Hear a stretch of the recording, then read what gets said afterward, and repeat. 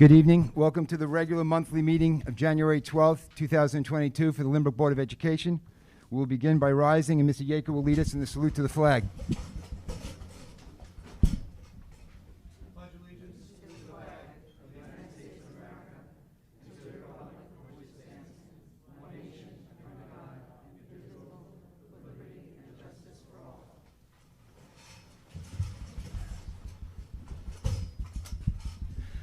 All are present tonight except for Mrs. Danino, who's participating remotely. May I have a motion to accept the minutes of December 1st, 2021's regular meeting? Mr. Yaker, second. Mr. Murray, all in favor? Thank you. Mr. Kunz, the Art Gallery, please.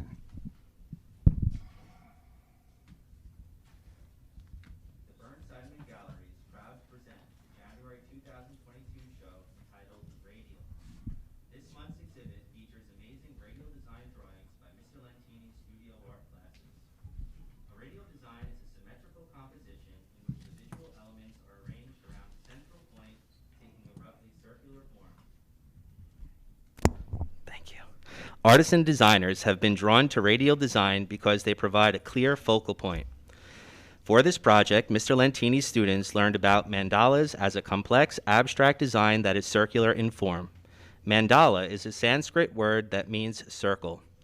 Mandalas generally have one identifiable center point from which emanates an array of symbols, shapes, and forms.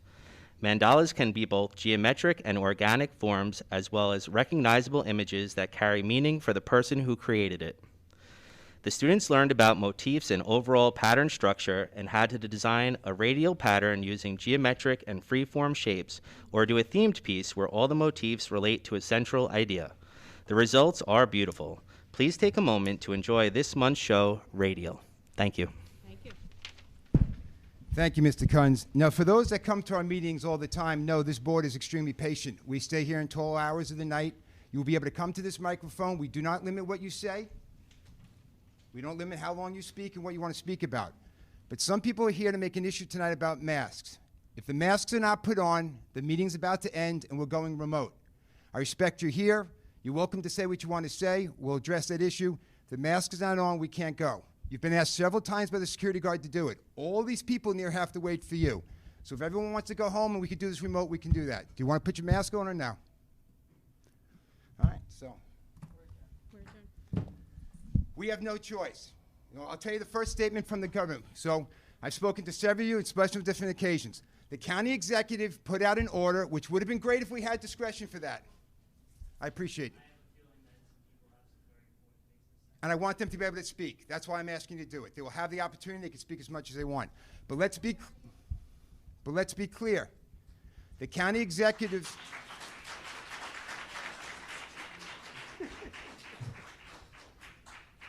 We have asked for many, many years to be able to make those decisions. The county executive made it seem like we do. Let's be clear, we don't. Immediately the same day, the governor came out and made it clear of three things. If we violate a stamp mandate, the superintendent goes, we go, and our funding goes. Our hope is that at some point that will get the ball going and maybe we'll have more control over the decisions in the school district, but we do not have that control. But again, we will have public session on that issue. You'll be able to address the board on whatever topics you want to discuss, including that. Going back in order. Thank you, Mr. Kunz. So, we'll get back to masks. We're going a little bit out of order because we have students that want to speak this evening. We always give students the opportunity to come first because they have schoolwork. So on the remote instruction issue, we have some representatives from student government. Miss Ward.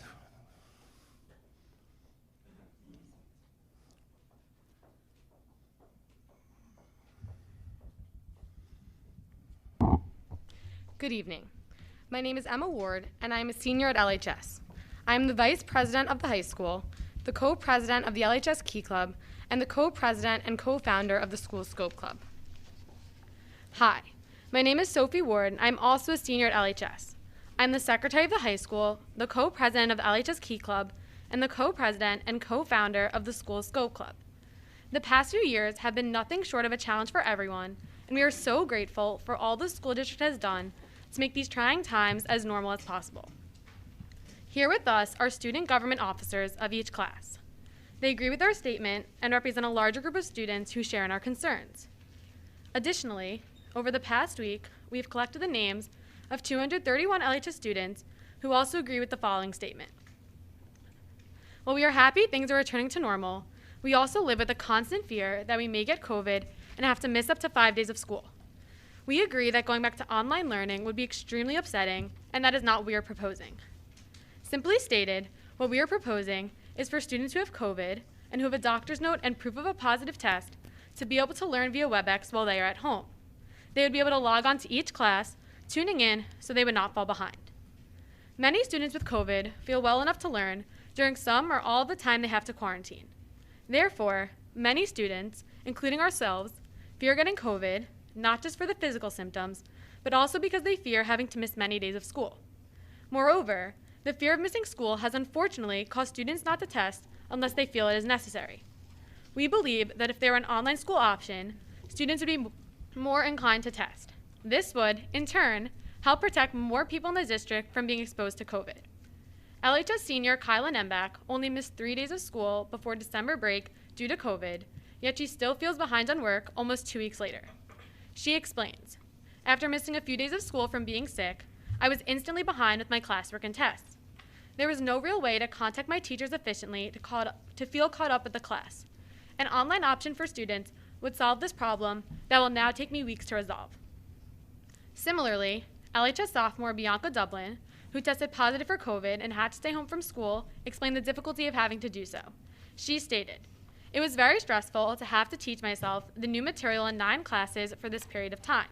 I would sit at my computer waiting for the next assignment I had and complete it with little knowledge because I had yet to be taught it. The last thing a student should experience is the fear of falling behind in all of their classes for a situation they cannot control. If remote learning was an option, myself and other students who are in quarantine would not feel worried to catch up to the rest of the class. The reality is that without a way for students who have to stay home for 5 days to learn, it will take days or even weeks for them to catch up." Additionally, a few days ago, we were speaking with an LHS freshman. She expressed her and her friends' concerns over having to miss many days of school, especially because they are still trying to adjust to high school. We are aware that students who have been sick in the past have not been able to learn from home. However, there is an important difference. When students stay home because they are sick, they stay home because they do not feel well enough to learn. When students have COVID, some are asymptomatic the entire time, and others stop feeling symptoms after only a few days. They are well enough to learn, but are not permitted to go to school.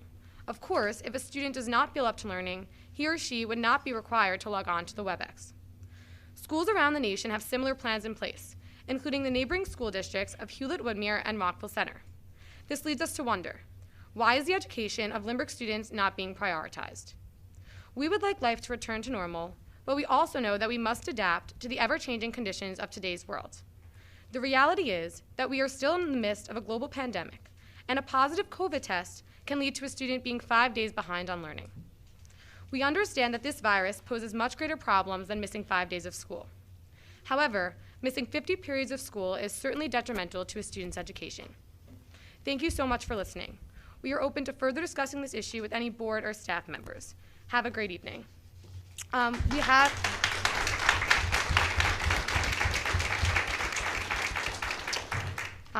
copies of the speech and petition if you would like it. Yes, before you present to the board, let me begin by commending you on the fact that one of the things I have found in the younger generation is the inability to critically think and self-advocate for views. So I know that was not an easy thing to do. And what you're seeing by this large crowd today are people as adults who have things that are important to them and they're coming to speak. And what you need is as many people as young as they can be to start to do that. So I know there's a lot of work you put into preparing that.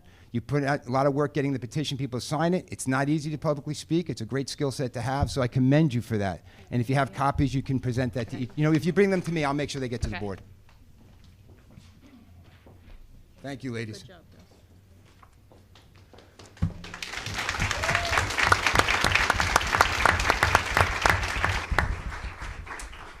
So what is the current status on the online learning for those in quarantine? And this is a narrow focus we're discussing, right, just for those who are quarantined. Just for correct? this item of new business, yes. So I agree with the sentiments of Mr. Belmont, ladies. Nice job. And I agree with you. And yes, this has been an issue that we have been dealing with the union leadership since the summer. So any board members have thoughts? Mr. Murray?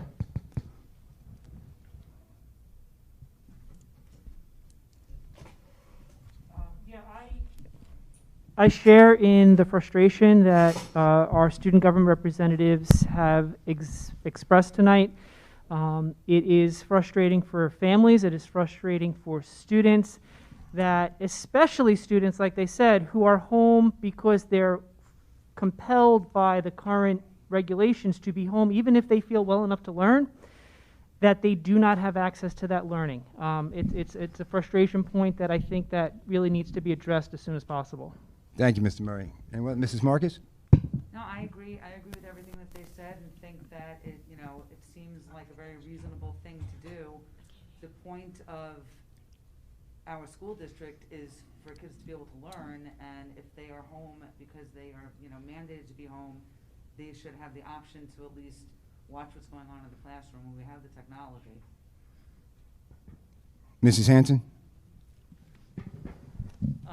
I very much support the students' request, and I would ask that, we be mindful of the real emotions and anxieties that those kids are feeling even weeks after returning to school. So I would hope that there would be some real consideration to sort of re-entry of these students.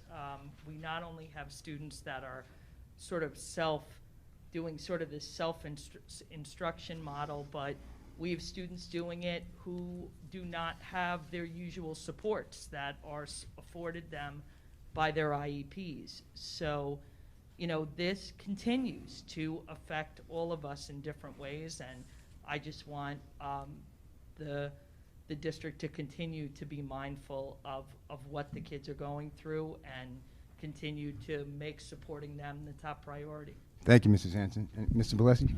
Yeah, I think after last year, we can all agree remote learning is not an effective way of educating these kids. So with that in mind, we do have to take into consideration that because of what's going on in this state, these kids have to go home, even if they're not sick, even if they're ready and willing to learn, they still have to be home for a certain number of days because maybe they're, quarantined, maybe they're contact traced, maybe they're COVID positive and asymptomatic. And it seems with the new variant that there are a lot of people who are getting sick but are still able to participate in classes. So something needs to be done. So other than just us pushing work out to these kids, we can't ask kids to teach themselves math or science, even if they can just watch what's going on in class. I think it'd be very helpful. Right. And also point out, having had a child with COVID who's in the high school and has spoken to other students, our teachers are doing a great job communicating with them through the LMS, but the tutoring service company can't even keep up with the demand. So really, as great a job as our teachers are doing, it'll be great to be able to have the ability for students to do that. Is there an ability, Dr. Burek, for us to be maybe more assertive in that effort? Yes, does anybody else want to speak? I'm addressing it. Huh? I don't need No? to. That's it? Okay. Do you want it? Or no? Did you- I thought so. I thought you were doing that. So if anyone would like to address this particular issue, we'll have time for the other issues, but if someone wants to make a comment, apparently someone does, on the remote learning issue, you can come to the microphone. Please identify yourself and if you live in or out of district. Thank you.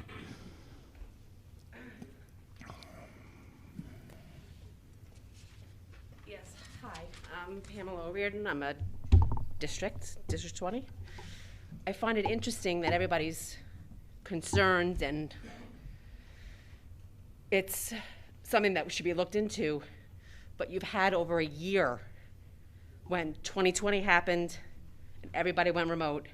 The elementary schools were really left to the wayside. Work was sent home, we were checked in. The middle schools and the high schools had a little bit more. But what you're saying now is that it should be looked upon, but you're not doing anything. You're not helping our children. The quarantines, there's no remote learning happening. They should have the cameras in the classroom like they did when it was half on, half off with the cohorts and all that. That should be happening now. That should be what's been going on for these poor kids that have to quarantine for 5 days because you're making them quarantine. That should be happening. That's how you make it work. You put the cameras in the classrooms, can make it where they have to go live stream. If some classes have it, great. If some don't, fine. But that's how you make it work. That's the purpose of this meeting. That's how you make it work. That's not the purpose. That's how you do it. Correct. If it's inconvenient for the teachers, I'm sorry. But what about our kids? Our kids are falling behind. They're not taking regions. They're not taking finals. How do you expect our kids to graduate with fantastic grades and classes and education if you're not providing it? Open the classrooms to the virtual learning if they have to, and make it work. That's how you do it.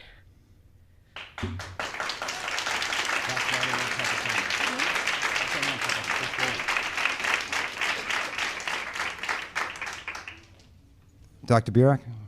Anyone else? Okay, so my opening comments, for those of you who are not staff members, my opening comments this school year to the entire staff in the Lynbrook schools talked about a sense of belonging and making students feel included in our schools, especially after the past year and a half that we had prior to this school year when the kids were disconnected because of the remote learning. So after hearing the ladies tonight and after hearing this parent now, I thought there would be more parents coming up. But after hearing that this evening and knowing that we have tried to work collaboratively with the union, it really comes down to the responsibility of the professional staff to turn their cameras on and allow the students to feel as if they belong. Let's put our words and our actions and let's match them. Therefore, beginning tomorrow, all teachers will put their cameras on so students can hear what is taking place in the classroom. And if there's a PowerPoint presentation, that gets projected so the kids at home will be able to see it while they are in quarantine. And more explicit instructions will be delivered to the professional staff after this meeting, and that's what will begin effective tomorrow.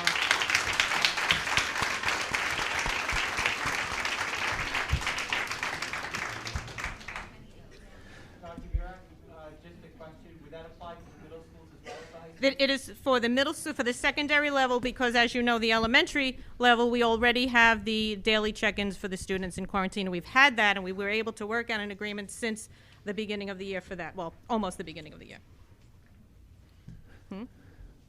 On our next issue, every year we invite the members of the Joint Council of PTAs to meet with the board. We did have some dates in mind. The current date for the PTA Council that is present, Joint Council, we're looking for February 16th from 6:30 to 7:30, and the administration will follow up to address that issue. Moving on to old business, there is none tonight. We have a presentation tonight. Mr. Sato, Director of Facilities. We talked about at our last meeting, having a presentation on proposed capital improvement projects to be considered for inclusion on the ballot in May.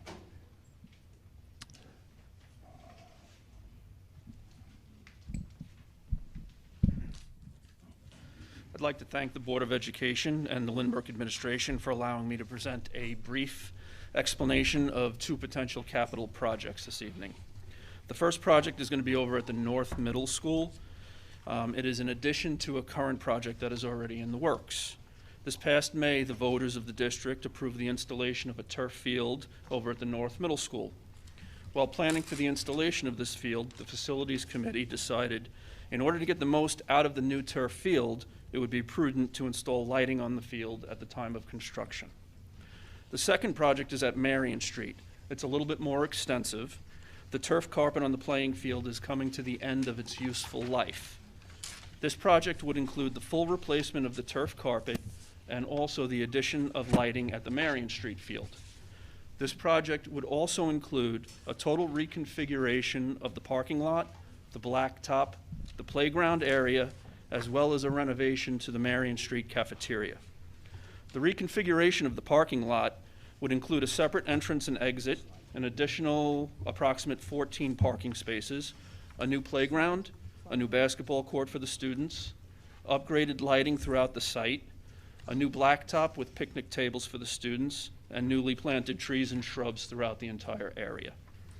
I'd like to introduce Mr. Robert Cascone of JAG Architects. He's going to go into the projects a little bit more in depth. Thank you.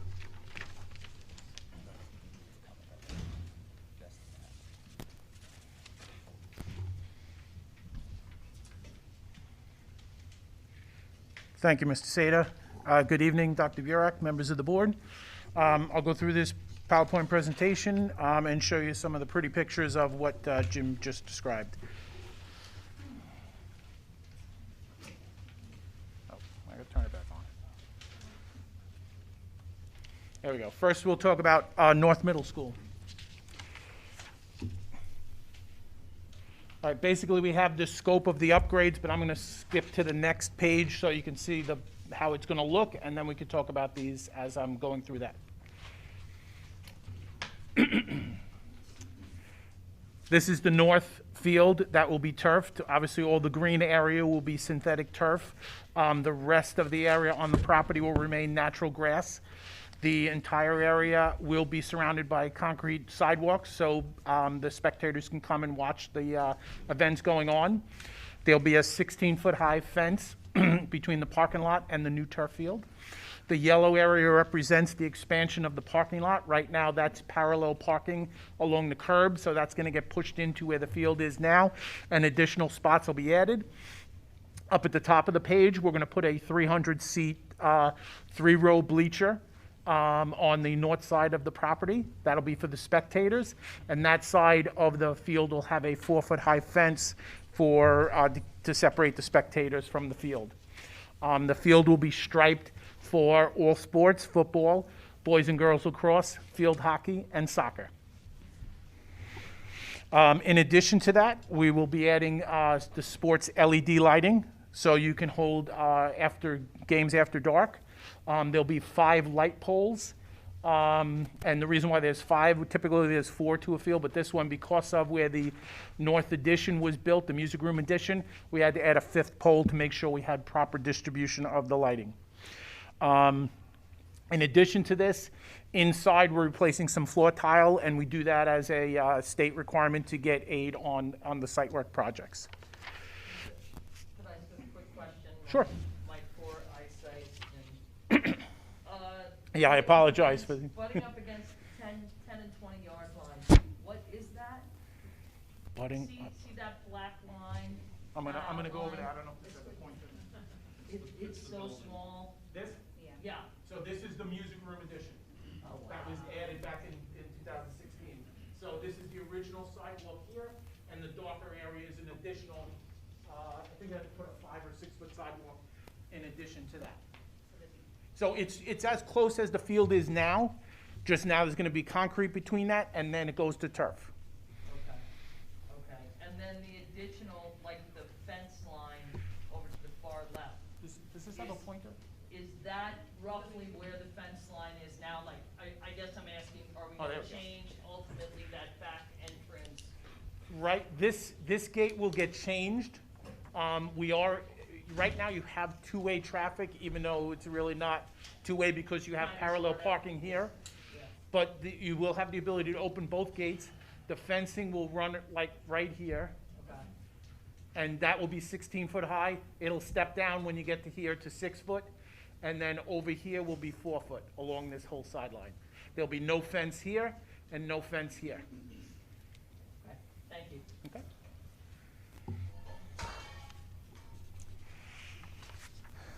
The next slide, and again, I apologize for some of it is not clear, but this is the photometrics that we get when we do the site lighting. It's required by the state, and also to do our secret applications.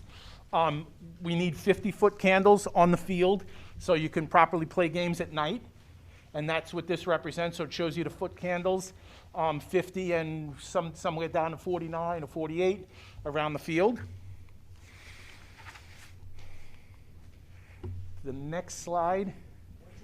Yeah, well, can you Foot elaborate candle on that? is the lighting that's required to, like in a classroom, it's 30-foot candles is required at the desk height. So this is indicating what the numbers would be coming from the lights onto Correct. the field. That's on the field.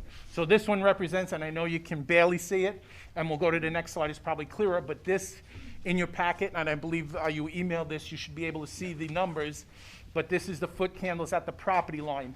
The majority of them there are 0 point something as it goes around the property line. The next one really represents a better spread of what happens, and it shows you all the way to 0. So as you can see, when you get to here, And here, the numbers go to 0, so there's really no light bleed off. The way the sports lighting has been designed is designed to put the light on the field and not spread it to the neighboring properties. You will, from like the people that are right next to it, will see a glow in the background, but they're not gonna have the light glaring right in on their face. And again, these are LED lighting, so they're efficient, and they're really honed in on getting them right on the field. So I'm sorry, so the foot candles means how much lighting will be in each area, showing that it's going to be on the field and there won't be light. Correct. If we go back to the first one, and I'll get closer so I can point. What did I do? There we go. All right, so as you can see, you have 51, 50, 51, 46, 48, 45, 58, 45, 45, 41, 48, 50, 56, 52 on the field. I'm going to skip over that one because I can't read it. All right, so here, 0, 0.1, 0.9, 0.7, 0, 0.5, 0.1. This is on property, so let's go here. 0, 0, 0, 0, 0. So there's no light going onto the neighbor's properties. Here, 2, 0, 0, 0, 0.2, 0.3, which are at those neighbors' garages, and right at the back side of the house is 0. Thank you. All right, next one is Marion Street. Again, I'll skip over the scope of work and go right to the pretty picture.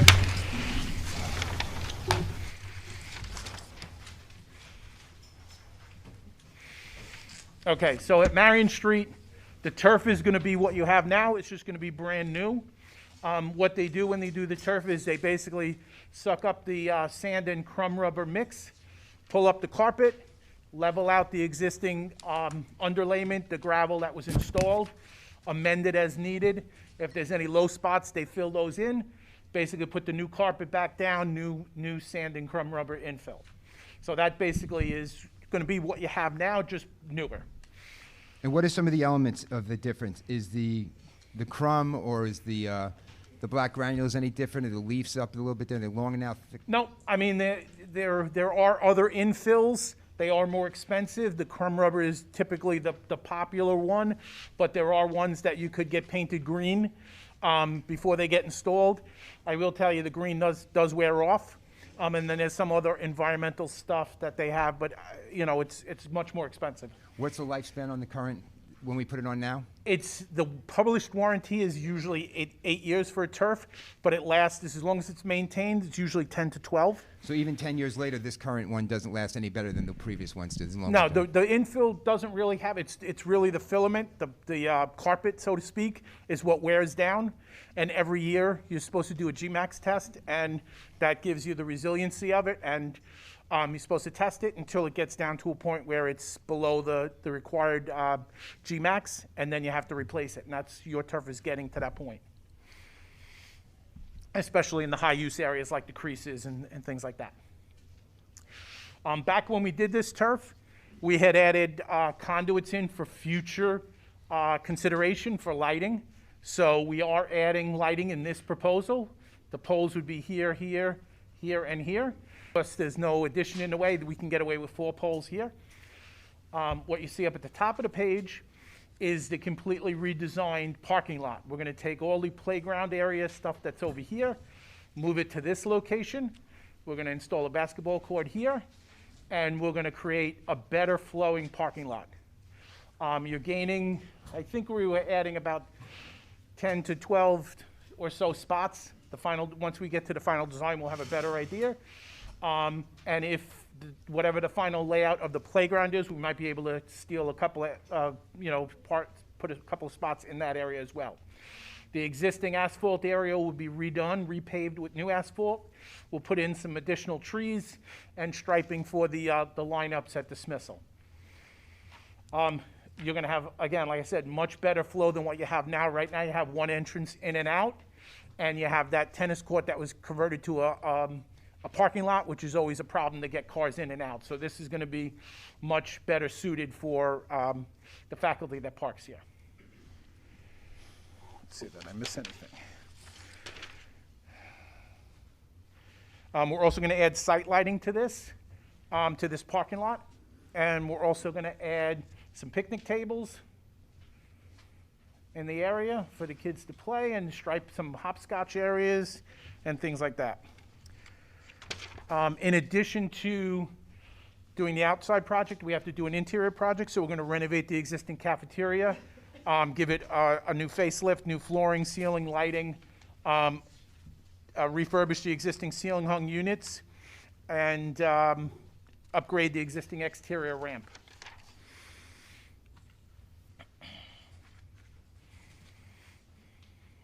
Here are the foot candles for what's on the field.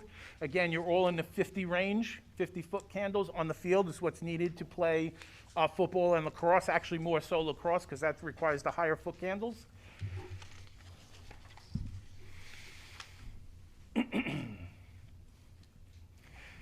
Again, the foot candles around 150 feet beyond the field. And the one that's a little more legible is the one that spills out to 0. So as you can see, oops, I hit one too many. As you can see, as you get out here, there's a lot of zeros.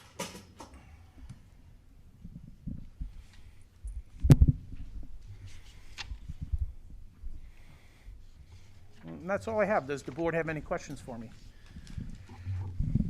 Other than about time, it's an excellent looking project. I did have one question. I noticed that there's a significant difference in the height of the light poles at North versus Marion. If you could just explain why. It's just the proximity of where they are and how we have to get the foot candles on the site. So the oval at Marion, if we go back,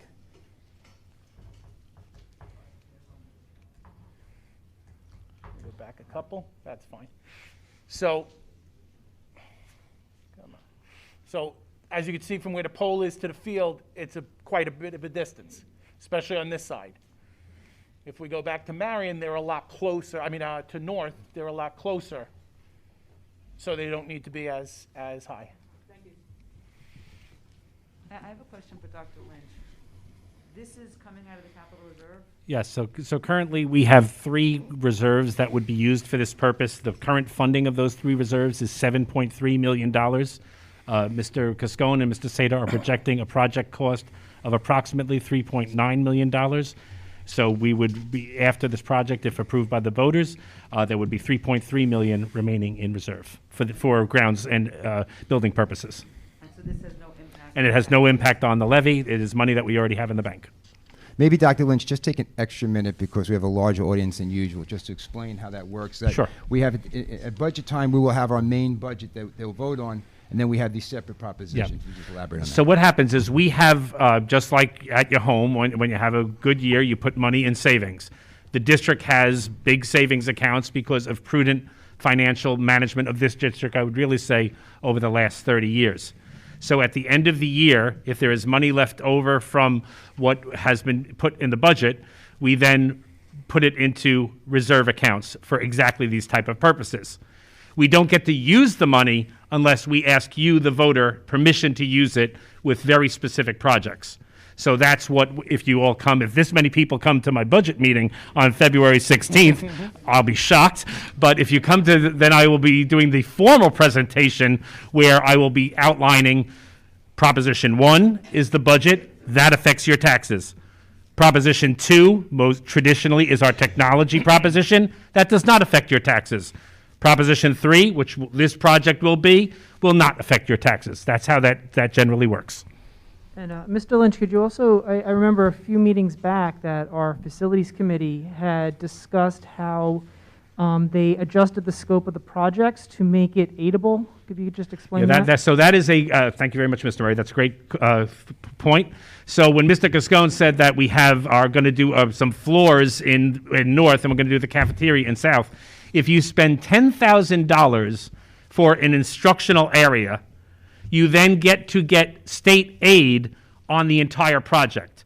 So when we're asking you for $3.9 million, Our current aid ratio is we will get 45% of that back amortized over the next 20 years. So ultimately, 45% of the money does come back to us in building aid. And again, if you all come to my budget meeting on February 16th, you'll hear a great explanation of building aid that puts most people to sleep, but not me. And that's the first time I've gotten ever applause for building aid. Thank you, Mrs. Gordon. Any other questions from the board? All right, excellent job. All right, Thanks. thank you, and have a good night. Thank you. Moving to reports from trustees. Anything to report?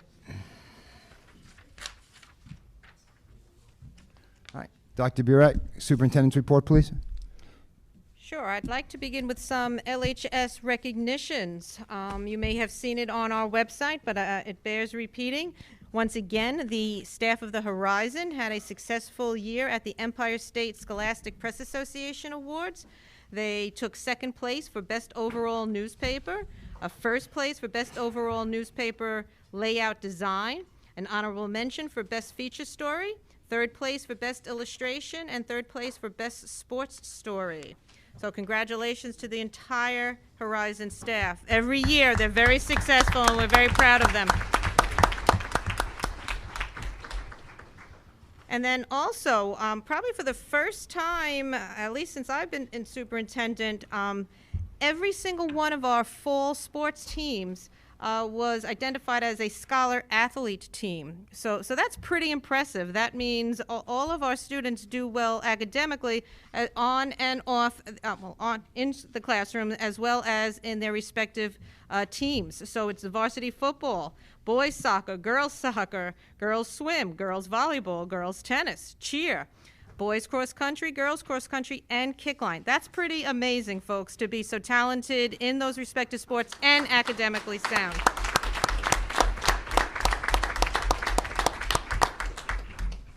And again, we're very proud of our Key Club. Key Club, you know, Dr. Tinneber does a great job in promoting. Is that him? I see him, right? I thought I saw him there. He does a very good job in promoting the successes of our students, and he really works around the clock to support every endeavor that they do. So the Key Club sponsored a Powder Puff football game in the fall, and they raised money to support the Mary Brennan Inn. That's not good enough for Lynbrook and Dr. Tinneber and his group, so we have to take it up to another notch and go for some type of a competition. So the team up for community that you may have seen sponsored by the W20 Foundation, our different groups, organizations send a video in and do some work and to show what they've done to support their community. So in that Powder Puff football game, they raised a little over $1,000, but there was this competition and we all got to vote. And Dr. Tinneber every single day sent an email to the entire staff to make sure that we all voted. And for the first time, we came in first place, the Lynbrook High School Key Club, for their video. And winning first place, they received another $3,000, all to help support other organizations. So some of the money went to SCOPE, which is a group that sends children to camps. And another one is the Global Giving Tree, which helps to improve communities for the humanity and wildlife. So congratulations to the Key Club.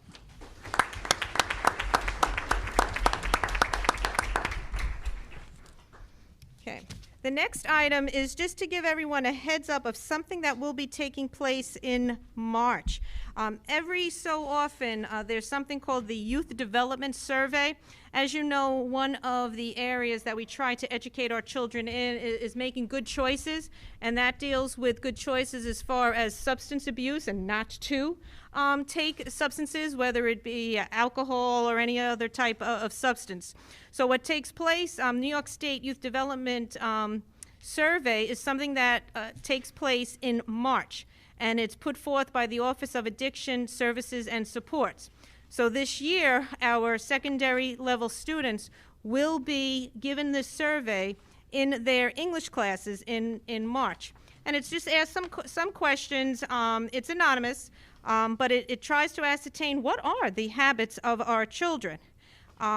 You may have heard of the Suffolk County and Nassau County, the instances of students taking substances has increased dramatically. And in fact, very timely, the Nassau County Police Commissioner sent out a letter. And if you haven't seen it, let me just read a little bit. There's this disturbing new trend in the opioid crisis that needs immediate attention. This is from Commissioner Ryder, who happens to be a graduate of Lynbrook High School, if you didn't know that. Criminal drug networks are producing millions of counterfeit prescription pills and lacing them with the powerful synthetic opioid fentanyl. These pills are made to look exactly like real prescription medications such as oxycodone, Xanax, and Adderall. These counterfeit pills contain lethal doses of fentanyl and are contributing to the county's historically high fatal overdose levels. So it's very important that we participate in this survey this year so we can get a handle and we can try to inform our instruction to better educate our students of making proper choices, and we need to start that early on. And actually, before the students take that, we have invited Commissioner Ryder to speak to our students. So he will be coming to the high school on March 8th prior to the survey. So I just want to give everyone a heads up that that is coming. Also, this evening, you'll see we're kind of early. This year, we have proposed the calendar for next year. So I know everybody is always interested, and I think we're all hoping that this crisis is behind us and people can go away with a clear mind. You can plan your vacations for next school year. The board will be adopting next school year's calendar tonight. The curriculum update. Dr. Belekas?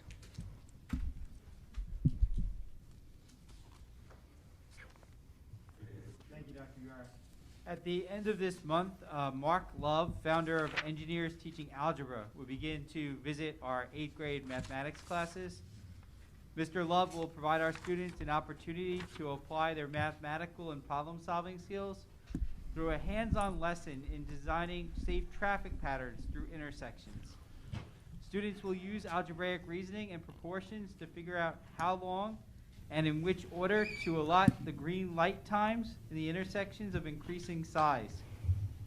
Through this fun and engaging design experience, students will see that a wrong answer is better than no answer, and that problems are solved with patience and imagination. The ultimate goals are for students to come to the realization of the everyday value of algebra, look at engineering through a fun and engaging window, and be encouraged to pursue advanced math and science studies. Thank you. And Dr. Lynn? The capital projects update. So the big project, of course, is the high school. The final stage is currently being accomplished at the auditorium. So that remodeling is happening right now. I'm happy to say I saw a guy laying floor actually tonight. So work is going on as we speak. The other major project, as you know, if you live in the Marion Street area, is the construction of that elevator. The masonry has slowed down because of the cold snap that has hit us. But I think Mr. Sater was still on schedule to get done, hopefully February, March, depending on the cold here.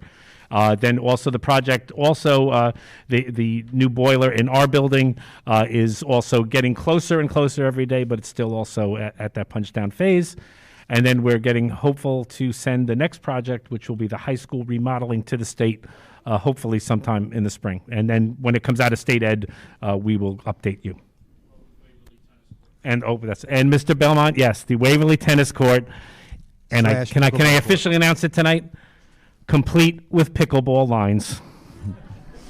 Free lessons included. Will that keep you happy? 5 minutes. Stop texting me.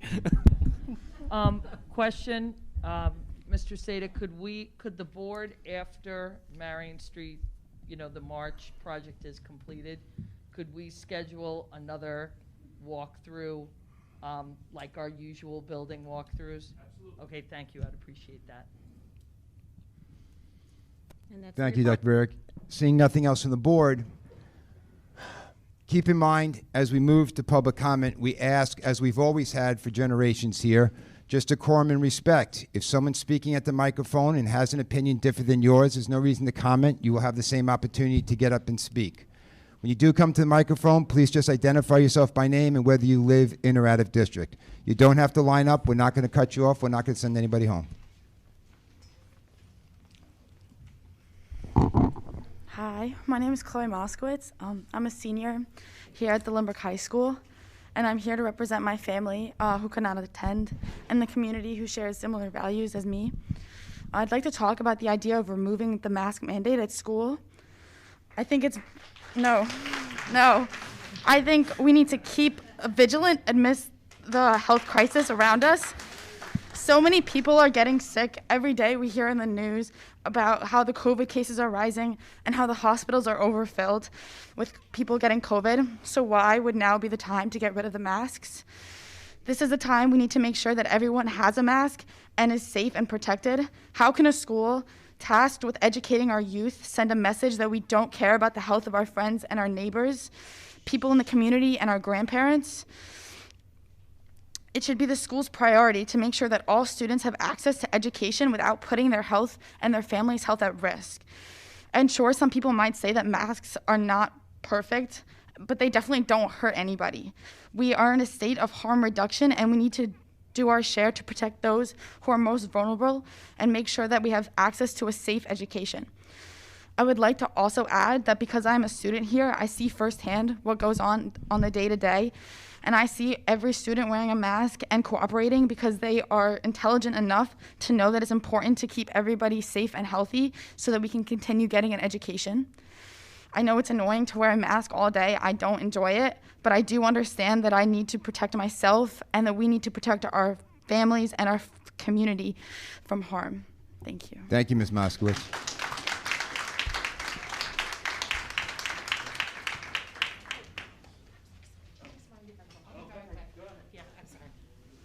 I'll just say what I have to say quick. I think it's going to be a little different. Good evening, everybody. My name is Nazia DeFrank. I am the Vice President of the Chamber of Commerce. Sorry if this was the wrong day to do this. We just wanted to introduce ourselves. We didn't get to do so. And we're so happy to have worked with the school as much as we did so far with to get on a little bit. I hope no egg is going to be thrown on the back of my jacket here, but we really do appreciate everything that the board does, the schools do. We have had several opportunities to work so far, with the Art Society, and we're looking forward to doing more. I would love it. I'm very open to anybody on this board who wants to get in touch with me or Corey Hirsch, who's the president, and would like to work with us. We are very much open to it. And we just wanted to say thank you.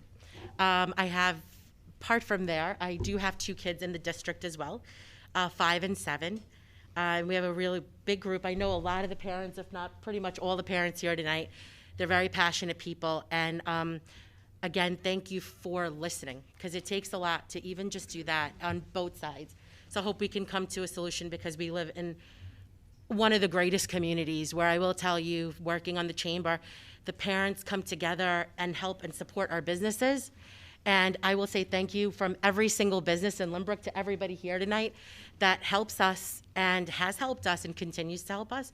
So thank you so much. And I can always send Jeff Greenfield back if you don't get in touch with me. But I hope, but you will be seeing me a lot more. And thank you so much. Thank you for coming. And it would be nice if we can collaborate more with the village and with the Chamber of Commerce. Hi, everyone. My name is Mohammed Ghafour. I'm Dr. Mohammed Ghafour. You guys all know me, but just for formality's sake, I'm a Lynbrook resident. I'm the parent of 3 kids in the Lynbrook School District, and one at Marion Street and 2 at Lynbrook South. I'm here I wrote a letter to you guys about my opinion on Bruce Blakeman's decision to allow school choice, which I don't agree with, and I'm going to explain why. Doctor, as you get into it, I just want to, at every opportunity, I want to clarify. You do understand that his opinion has nothing to do with us. He has no control over the schools. We can't comply with that. It has nothing to do. It's like walking into an Italian restaurant and ordering Chinese food. So while it looks to him like he was doing something and he probably had his purposes for it, and part of it, I think, some of the board members have advocated, we'd love to have that choice. He Right. has no authority to give us that authority. Just want to make sure we're clear. Yeah, on and that. I mean, I'm not a legal person, but from my friends who are lawyers have Well, told me that. I'm a lawyer, but I just Okay. play one on TV. But I can assure you, Right. while I appreciate his sentiment, it's not a question. It was made Okay. clear. And it was done that day. So it's important to understand that because that's some of the issues. And so it's important that people Yeah. still come and speak their opinions because that may change. The Right. state may, I mean, listen. And that's the exactly why I'm here. I know, to right? talk Well, I read everything you write us. And the reality is, even Dr. Fauci today said that eventually his quote was, we're all going to have it. So the reality is, at some point, this has to change. This can't be something we do forever. So I think what's going to be relevant and why people are speaking today, because if it does become something that the board gets to choose, the comments and the insights that people have are important in their minds. They want to be able to say that and have that impact. Of course, the opinion you have today and what you're basing it on may not be the same thing in a month from now or 2 months. Of course. And so let me just say it like this. Look, none of us wear masks. I applaud what the high schoolers said. I agree 150%, 200% of what they said. I think we can agree that at least in the current state, while we should have a remote learning option like they said, I think that in-person learning is preferable. And I think what all of us can agree, the folks on this side, the folks, which is a lot of the folks, and the folks that are over by me, is that, we want the kids in school and learning in school when possible. And I feel like, we saw what happened at Marion Street last week. A lot of teachers are out, a lot of students were out, and the school had to shut down. And your hand was forced. I understand this is not, you don't have a choice when this happens. And I don't want to see that happen to other schools. I don't want to see the sports get shut down, the arts, extracurriculars. And my opinion is that if we, by wearing masks, we can have less people get this disease.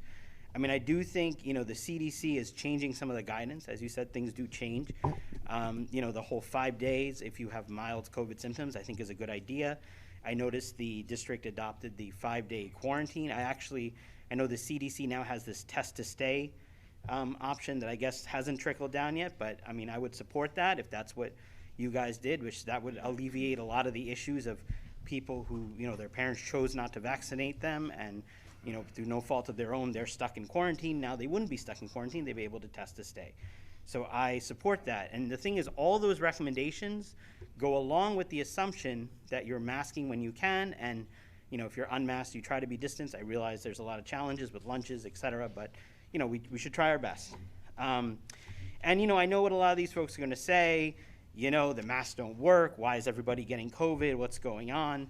I think one thing to realize is, this is an ongoing pandemic. It's not like we have, evidence-based studies where, we're doing a randomized trial over the next few weeks. This is like we're doing this as we go. I think it's pretty clear that cloth masks have some effect to work. They're not they're not perfect. I did read that article today, doctor. They told me the cloth masks were better than they originally said, so. Yeah. I think these masks, the KN95s, Are the best. Are the best if you have them. KN94s for the younger kids, but and I think the other thing is everybody's like, you do you and I'll do me and all of that. But the thing is, masking really works. It's about me spreading it to you and you spreading it to me. Probably more so me spreading it to you. I work in a hospital all day around COVID patients. I'm just as much a risk to you as you are to me. So I think that's why I think if you're going to mask, everybody needs to do it. It can't be just, somebody who says, my grandmother's sick at home or my relative has this. Everybody has to do it to protect all of us. Doctor, let me ask you, because you've come up often over this time, and I appreciate your experience, and we all have our own sources of information, and unfortunately, we can't always get accurate information from places. But this is something we've been dealing with for a long time, and I thought there was an opportunity at the end of the summer that maybe we would be moving in a different direction with masks and having some more options. And I would think even if we went without masks, I think what we've seen over the last few weeks would have been an opportunity for boards to say put them on and put them off. But as a medical professional in the direction you're on, I would assume you would agree that there has to be at some point something's going to take place that alters the course that we're going with masks, right? Like if you knew we were going to be in a pandemic for the next 20 years, we'd have to find something else to do with this. There's got to be either data points or something else there. And I think the frustration that board members have and community members have is that what you hear, and I mentioned Fauci and CDC only because that seems to be what people are complying with. But we don't have that choice. No one ever said to Lynbrook School Board, you identify your medical professionals and you make decisions for your district. The state doesn't say that because what's great for Lynbrook isn't great for Saratoga, isn't great for Massapequa. But even as a medical professional, is it fair to say that there is a possibility that you would envision a time when there may be some elements of a virus out there, but we can maybe loosen some of the restrictions that we have. I mean, absolutely. I mean, I think if the case, I mean, one of the things you brought up in the fall is that the case rates were coming down. I mean, if you look at the data, things were, you know, in sort of after Delta, before Omicron, there was this sort of sweet period where I remember I was talking to friends, like, hey, maybe the mask could come off, and then this Omicron happened. I mean, it's also why people got vaccinated. The idea, I thought I was sending my daughter to school without the mask. She got vaccinated. So there's a lot of things that came up, and then they went away. But those possibilities may come back, and that's. I mean, I think that the challenge is, I mean, remember, this virus is 2.5 years old, something maybe a little less than that. So it's, you know, it's a new virus. It's not like the chicken pox or measles, where we've been studying this for years and years. So, you know, there is a little bit of, you know, you have to look at what's going on and, you know, make some decisions. I mean, I think one thing, you know, let me say one thing because, you know, I think, and I notice, you know, Mr. Bellman, you say this a lot about local control, and I get it. You know, I've been practicing medicine for 20 years, and I have, you know, my hospital, insurance companies, governments telling me what to do, how to practice medicine, and I don't like that. I'm like, look, you know, it's me, my patient, I take care of sick kids, but there are experts in the field, like the American Academy of Pediatrics and Society of Critical Care Medicine, or two societies that inform the type of medicine I practice. And if they come out with a guideline, I go with it. And that's, you know, one thing I wanted to say is, like, there's a lot of people who will say a lot of things. I'm sure, you know, some of these folks, they have a list. I have this article from this random Google search and website. But, you know, you have to look at, you know, what some of these, you know, the major thought leaders are the people who are experts in this field. I mean, I know people love to knock on Fauci, but I don't know if you know this, but the textbook of internal medicine called Harrison's Internal Medicine. I'm not an internist, I'm a pediatrician, but the folks who are internists, when they look at Harrison's Internal Medicine for the last decade or two or three, when you see the list of main editors, Fauci's name is on that list. So he's a guy who's been around a while. I know. Right, we definitely don't want to get into a debate. I don't want to get into that. I'm just telling you. But I would also say that. But there all. are states, there are places, there are regions in this country, in the world, that don't all comply with any one particular. Let's not even call out Fauci. We see states in different countries, people doing things different ways. And the reality, because you mentioned local control, is, and we surveyed board members, but I wouldn't want to do that because they'll get blasted on Facebook like I will be tomorrow, and they'll come protest at my house.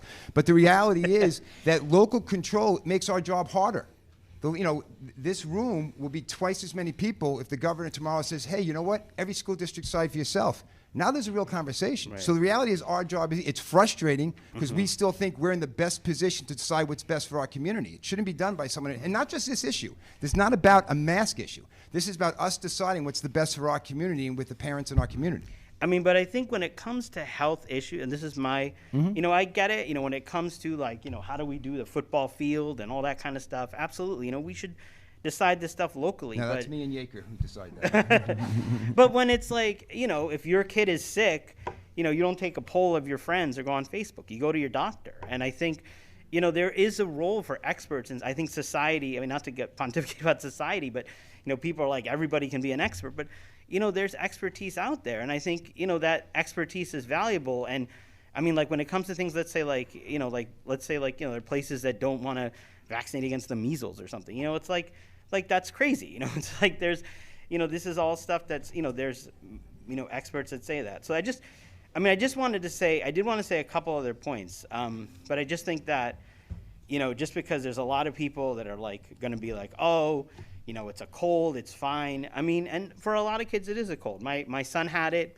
He did fine. I agree with what some of the folks said about remote learning. You know, I mean, he's only in, you know, he's in junior high, but, you know, he had to catch up, and, you know, I agree with all of that.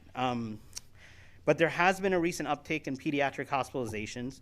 Some of it is incidental COVID, but a lot of it is real COVID. I know, you know, I go to work, I see what we see. Some of it is, you know, a mix of COVID and another virus, but, you know, we see these cases. And so, you know, the last point I just want to make, and I realize this is you know, and I wouldn't be a good steward of public health if I didn't say this, is everyone, please, you should vaccinate yourselves and vaccinate your kids, because vaccines are, I mean, if you look at just the data is so overwhelmingly clear. I'm on a lot of physician discussion groups where there is some differences of opinion, a lot of these things, but I think every doctor I know vaccinates themselves, And most people, though actually the overwhelming majority, vaccinate their kids. So, and I do want to thank you guys. I mean, I know it's tough to be up there, have everybody coming up and yelling at you guys, and you're trying your best. But, you know, I really believe, you know, I wouldn't be here if I didn't think this was important. Thank you, Doctor. Thanks.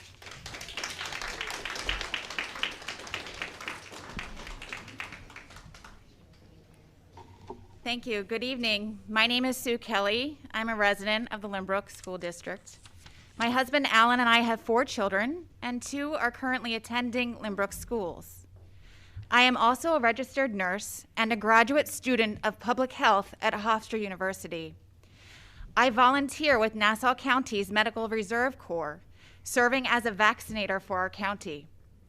Some of you know me as a resource for families managing severe food allergies. Up until the pandemic, my most recent job as a nurse was working for allergist and immunologist Dr. Mark Sicklick in Cedarhurst. I am here tonight in support of our school district's continuous efforts to mitigate the risks and intense challenges of COVID. It is not easy for any of us.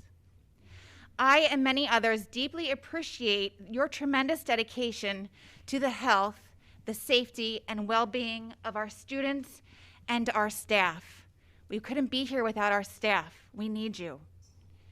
I encourage our school community to continue to work together to use the strategies we know that work to reduce the risk of contracting and spreading this highly contagious virus. Getting vaccinated and boosted against COVID-19 when eligible. Wearing a high-quality mask over your nose and your mouth when indoors. Increasing ventilation and filtration to improve air quality in indoor spaces. Maintaining social distance when possible. Washing hands. Staying home when sick. Getting tested for COVID if experiencing any symptoms. And following the district's contact tracing efforts, which are very intense, and the quarantine and isolation requirements, which have recently changed. Utilizing our school district's rapid testing services, whether it's the weekly surveillance that we have offered through our district or our at-home rapid testing kits that we were given to use on our children if they are exhibiting any symptoms of COVID. I see how hard you're working. Finally, asking for help if in need of support, as well as checking in with one another during this difficult time. This is what Lynbrook does best. What attracted my husband and I to Lynbrook when we decided to move here in 2006 was the community spirit and warmth we felt when we first visited this town. I know we can do hard things. I know together we can get through this surge and hopefully lose the masks when things calm down and come out stronger on the other side while helping to protect one another from the seriousness of this virus. Thank you for your time and attention. Thank you, Mrs. Kelly. As the next speaker come up, I forgot something was very important. You know, Dr. Berman, on behalf of the board, we wanted to thank you, and I apologize for not doing it earlier. We knew during break, when we were all off, the administration still had to work keeping track of teachers that were getting COVID and quarantine and numbers so we could prepare to open. So it was not lost on us how much effort you spearheaded for that being done. So we're grateful for that. And Mrs. Kelly reminded me when she talked about the safety of our teachers. Thank you for that. Good evening. I'm Adriana Albritton, and I live in the district. I'm addressing you tonight because I have some concerns regarding the well-being of my child and the protocols the school have put in place as a response to the coronavirus. On one hand, schools are not the place for medical procedures to take place. I only allow trusted healthcare professionals to conduct medical procedures on my son. Therefore, I do not consent to my child receiving coronavirus testing in schools. Besides, even the Nobel Prize-winning inventor of the PCR test asserts that these tests are not appropriate or effective for diagnosing or detecting SARS-CoV-2. These tests have only been allowed under the emergency use authorization. However, it has been almost 2 years since authorities proclaimed the presence of the pandemic, but now the data shows us that we are not in a state of emergency currently, despite what health officials say. According to the CDC, most individuals under age 69 have a survival rate of 99% when treated early and appropriately, and those over age 70 have a survival rate of 95%. Children's rate is 99.997%. The CDC also recently recognized that 94% of the classified COVID-19 deaths involved 3 additional comorbidities, So only 6% of the people who have died from COVID alone. At the same time, we now have hundreds of studies showing that masks are not effective in reducing transmission or infection of the virus. On the contrary, they harm our kids and they are a real liability. Long-term mask use poses a serious danger for mask-induced exhaustion syndrome. They also change the bacteria flora, and they also can cause skin and digestive problems. They lower immune system responses, and they affect children's development, interaction, and mental health. These procedures are damaging, but they're not only damaging, but they are unconstitutional. They violate the EUA statute, which gives individuals the right to accept or refuse a procedure or product. Tests, masks, and vaccines are medical decisions that should be left up to the individual and not mandated. We urge the school district to develop a mask policy that's not tyrannical and that considers our civil liberties and the well-being of our children. A non-enforcement culture which allows parents to make choices that are best for their own children. Thank you. Ma'am?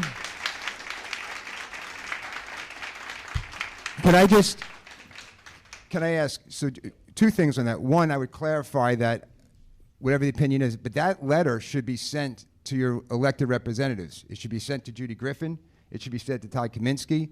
They're the two people that make the laws for the state. They're the two people that sit in the governor's office and decides what decisions and what mandates we go through as a school district. Because as of now, we don't have a choice in that policy.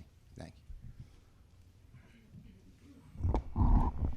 Hi, my name is Joe Conza. I'm in the district. I have one child at Marion Street. I had two older children that went through also. This is something completely different, for better or worse. It has nothing to do with COVID or masks. Appreciate the break, Joe. But it is it's a very important topic.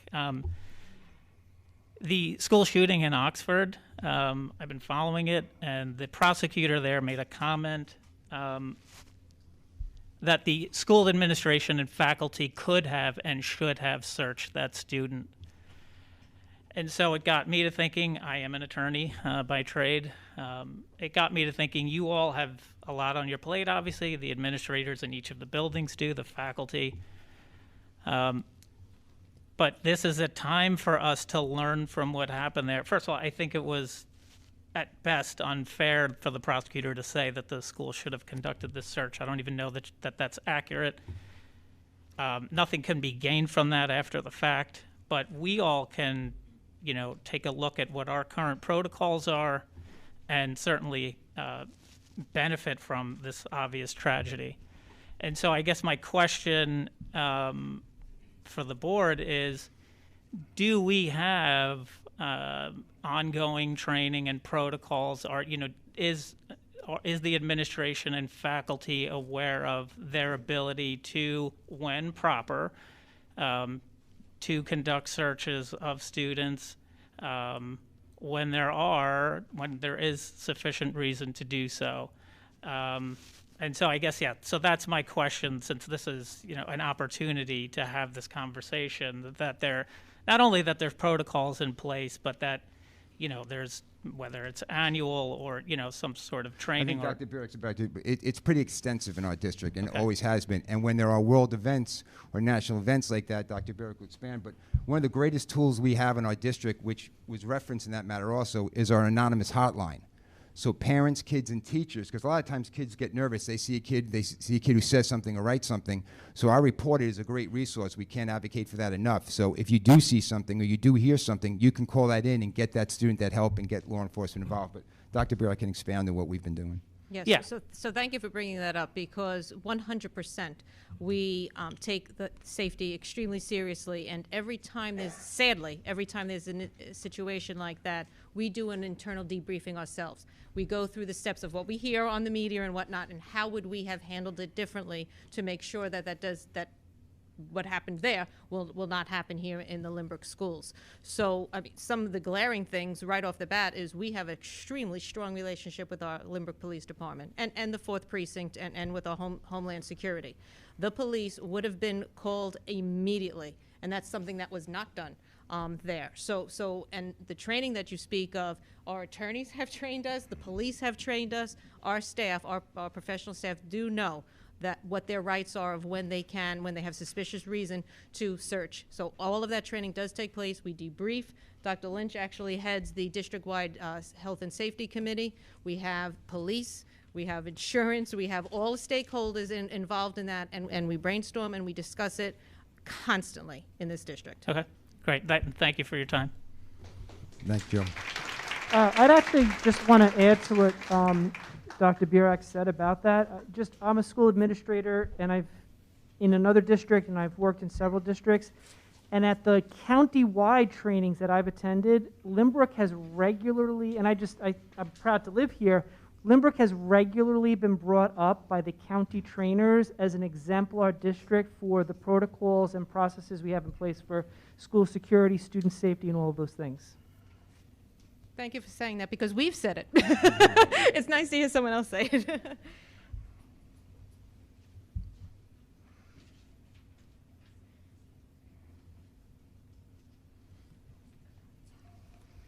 Hello, my name is Michelle DeLuca, and I have 2 children at Marion Street. One is in 4th grade, and one is in 2nd grade. My name is Gina Lee, and I have 2 children in the district as well, one in kindergarten and one in 2nd grade. We're also the special lunch chairs at Marion Street. So we spend a lot of time in the school. Once a week, we go and we serve the kids pizza and bagels and chicken. And we also have the great job of getting over 400 forms and checks that we have to go through and input the data into Excel sheets in order for the kids every week. We have a little break right now. We are not doing it until March 9th due to the surge in COVID, but it is a huge undertaking. With that said, I came as a spectator tonight, so I actually don't have anything written down, but in hearing Dr. Lynch speak about the reserve funds and how much of that money is being used at Marion Street, which seems like it's being used just for a facelift for the cafeteria, and nothing that will qualify us for the federal funding that the USDA is giving to the schools to provide free lunches, especially to the kids in the district who are unable to afford lunch, that we're doing nothing to help those children. I think both middle schools and the high school are getting free lunch, but none of the elementary schools, correct? Correct. Has the district had any conversations about upgrading the cafeterias that would qualify those schools for the funds? Also at Marion Street, we currently have between 20 and 60 children in the cafeteria during each lunch period. There's 5 lunch periods, 20 to 60 kids in the gym. Our kids are not even seeing some of their classmates during lunch because of that, because our cafeteria is so small. So why isn't more money of that reserve being used to really upgrade the cafeteria at Marion Street? Okay, so can I answer it in a couple of different questions? So the one is the space limitations of Marion Street. So that is ultimately I know in the past we have looked at, Marion Street has already been added to in the past, but that is really the room that is, when you walk through Marion Street, that's the room that is available for lunch.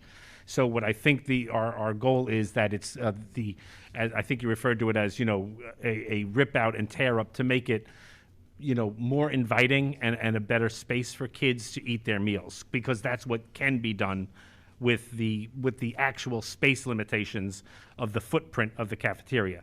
So that would be the answer to that particular one.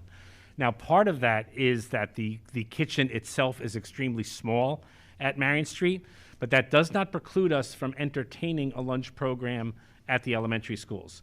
So as a matter of fact, right now, once every 5 years, we put out a bid for a new food service management company. So we're in our 6th year of that contract. Because of COVID, they allowed us 1 extra year. So there is a food committee that meets every month, and we actually have our next meeting in February. And what we will be discussing is, what should that new bid look like? We have heard from parents that we want to consider what an elementary program would look like. So the food committee is seriously considering what a elementary program would look like.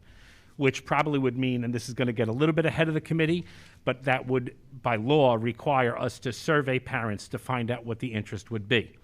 I need to put a big asterisk here because you're the special food, you're the lunch program.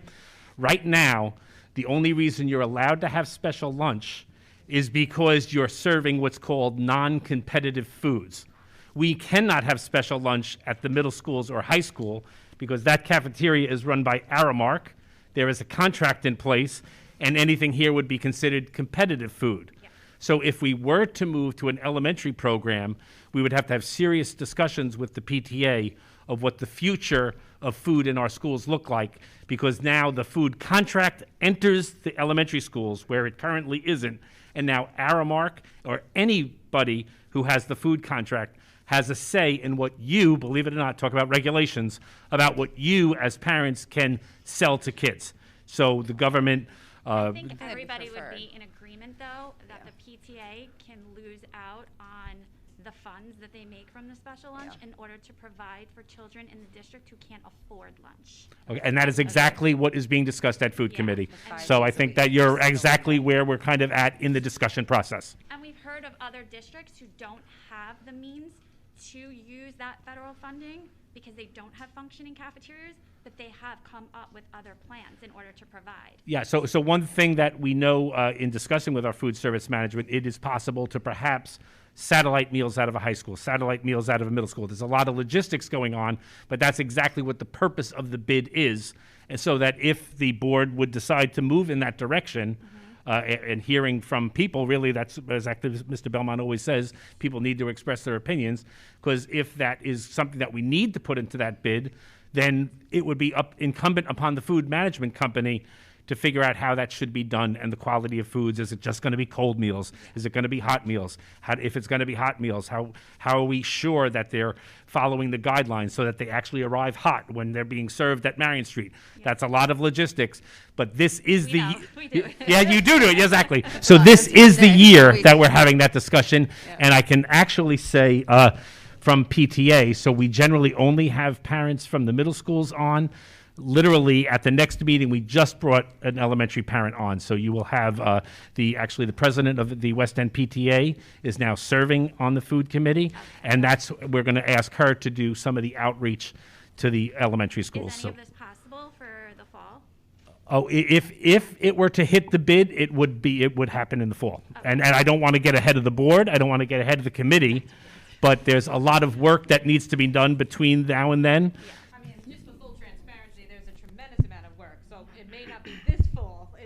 Could be the fall after. I mean, but I think we've had, an opportunity for 2 years now to kind of figure this out. To transport to satellite stuff. Because when I was in that position, I did have a cold satellite program. Okay. So this is not the first time this has come up. So, and we did a cold satellite program because we did not have the means to transport the hot meals and to ensure, the Department of Health comes in and randomly inspects.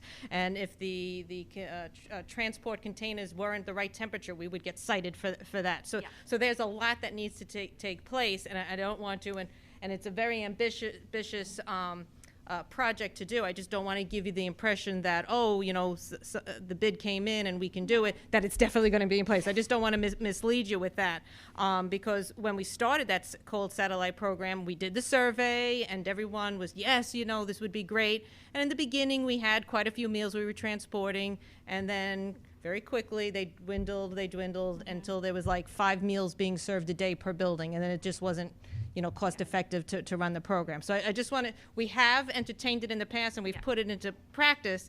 So now we're trying a different route, and we'll see it through the bid and see how it works. I just don't want to let you think that it may definitely happen in the fall. Obviously, we know, too, the footprint of Marion, and we live on Marion, and we know the school is very old. But have you explored options of making that cafeteria bigger? I mean, I hear about making a basketball court and making more teacher spots and doing all this stuff and spending money on the exterior of the school, where really I think more funding needs to be put into the interior of Marion Street. Is there any way of making the footprint bigger to get a cafeteria that all the children at Marion Street can eat in at once?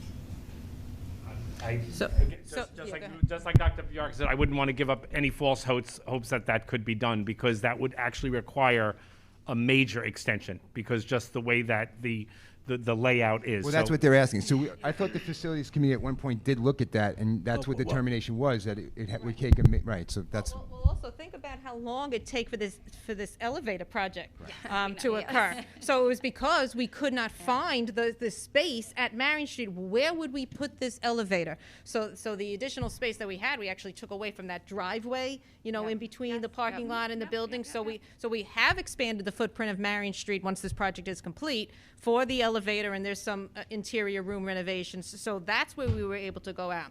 And then don't forget that cafeteria is in the basement. Yeah.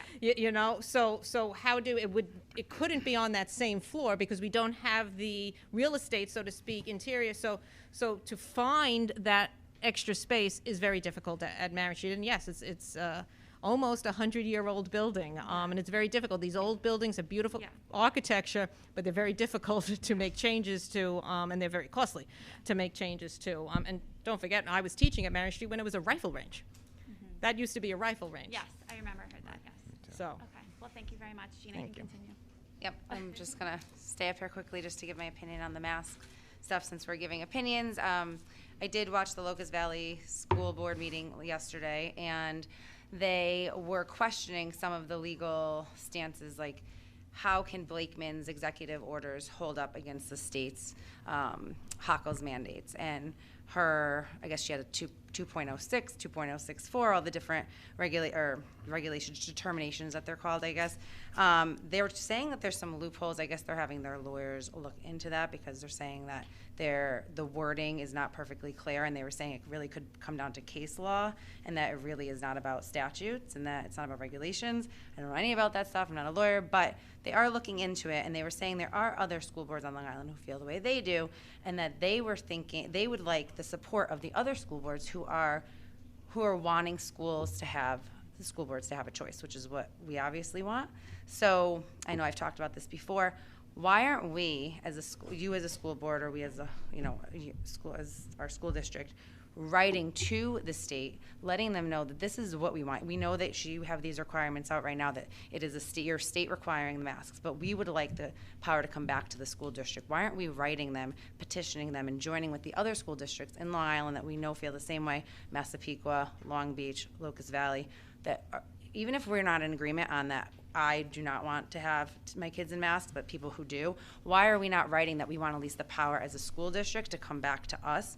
It may go nowhere, but I still think the stance of us standing up and saying we are not in agreement with the state pushing this down on us and we want that power back, why aren't we doing that? Well, we have, and we continue to do it. And like I said, the two people who have the greatest impact on us right now are the legislative representatives, Judy Griffin and Todd Kaminsky, who we speak to. We just, as soon as that Blakeman's memo came out, that's the first phone call some of us made to have an explanation as to what that was. We not only have our own attorneys, we have general counsel up in Albany who works on a daily basis with them doing that. So it is well known. I mean, a lot of times, we've done letters in the past on a variety of topics. I have no problem with sending another letter if the board can agree on the wording. It wouldn't be about masks, because that's not our point. Our goal is never to say there's one issue, because there's another issue 3 months from now, 6 months from now. Yep. We want to have the control at our community, because this is really where you have the most impact. You may not feel like you're impacting an election on the state or federal level, but you can get rid of board members pretty easily, and you decide where the budget goes. So our job to do a good job, which I think we've been doing for a while, is important. So as much say as we can have is something we always want to be able to have that control. Because it's not only masks. We pay. I know I always add, it's like $1.1 million in unfunded mandates, or it's not just about masks; it's about in general. Right, but there's things they make us do that cost us money out of your dollars. That's not the way we run the district. The way we evaluate our teachers, we don't need that Albany telling us how to evaluate our teachers and do those things. So why don't we come together with those other districts and have more? Like, us standing alone is one thing, but us coming together with 4, 5, 6 school boards in Long Island and having our voice, and there's actually 29, I don't know about their school policies, but 29 counties in New York State that have said that they are not going to enforce the mask rule, at least the local one with businesses. So coming together, which I'm assuming if they're not going to enforce the local ones, they're probably also wanting the power to come back to the school board. 29 counties together I feel like But just could so- make some sort of noise. Right, and so let me just explain. So we have something called the New York State School Board Association, is which we all funnel to. They're the ones that actually sit in Albany. That's their job. We also have the I gotta keep talking this so I get yelled at. We also have the Nassau and Suffolk County School Board Association. So we have constant communication with you. Now the reality is that even the superintendents can't always agree on things, and school boards can't always agree on type of things. But I can assure you there is no loss of knowledge or communication on behalf of the school boards as a group going to Albany and wanting to make these decisions. Because we've been asking for this way before the pandemic. And like I said, our biggest thing is the amount of money we're spending on things they're telling us to do. Okay. And while we're all just stating opinions, and I know that some people have spoke before us, I did just quickly wanted to state mine, so it's out here. I think that 2 years ago we did not know a lot about this virus. I think that when the doctor spoke saying that we need to follow the science and it's ever changing, it is ever changing, and over 2 years I think we have learned a lot. I think that we've learned that at this point 95% of adults to 98%, depending on your age, will survive. 99.7% of kids will survive. We're learning that most of the symptoms of Omicron, for the most part, are that of similar of a cold. And I think that last year, when many comments, and even a couple board meetings ago, most people said, we'll be able to lose these masks when kids can get vaccinated, right? So when kids 5 and up can get vaccinated, people who were pro-mask and want to have masks on said, well, once kids have the right to get vaccinated, that's when we're okay taking the mask off. Well, kids now could get vaccinated 5 and up, and now those same people are still not comfortable taking the masks off. I think that people who are saying they are parental choice is very different than someone saying, you have to wear a mask. I'm not telling you, my opinion is not saying you have to take your mask off before you enter the school. My opinion is that I want to say my kid could not wear a mask or wear a mask, and you could have the right to vaccinate your kid and still have your kid wear a mask if you want to, but I should then have the right to then have my kid not wear a mask. You can get vaccinated. You could wear your mask. That should make you feel safe. The statistics are low enough now with child death rates from COVID that should make you feel comfortable. And my child not having a mask on, if yours is vaccinated plus a mask, you should feel comfortable enough. So my opinion is that the parents should have that choice. You have the vaccine option now. You could still put a mask on now. No one is telling you you can't do those things, but you are forcing us to do those things of wearing a mask that we don't want our children to. So that is all. Thank you, Ms. Lee.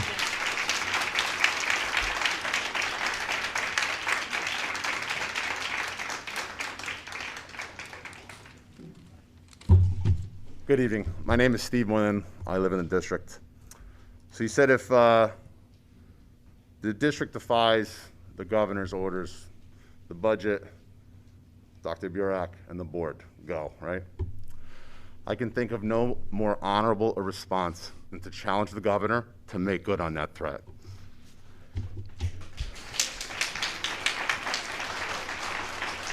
You say that the people we're supposed to be talking to is Todd Kaminsky and Judy Griffin. I contacted both of them. Neither of them responded. I get Judy Griffin's email newsletter every month. The one she sent December 17th says one of her priorities for the upcoming legislative session is to remove the masks for those 3 and under and for those students who are vaccinated. Anyone who thinks a child younger than 3 should be wearing a mask, to me, I have nothing, not even interested in hearing what they have to say. That is absurd. Young children, generally speaking, do not get sick from this. They do not spread it in large numbers, and I think it's cruel. Governor Hochul just gave the State of the State address, the written transcript of it here. It took her 33 minutes to deliver. Not once did she address the issue of having the children remove their masks. Not when we get to a certain caseload or a certain percentage of positive tests. It's not that they don't care. This is not a priority for her.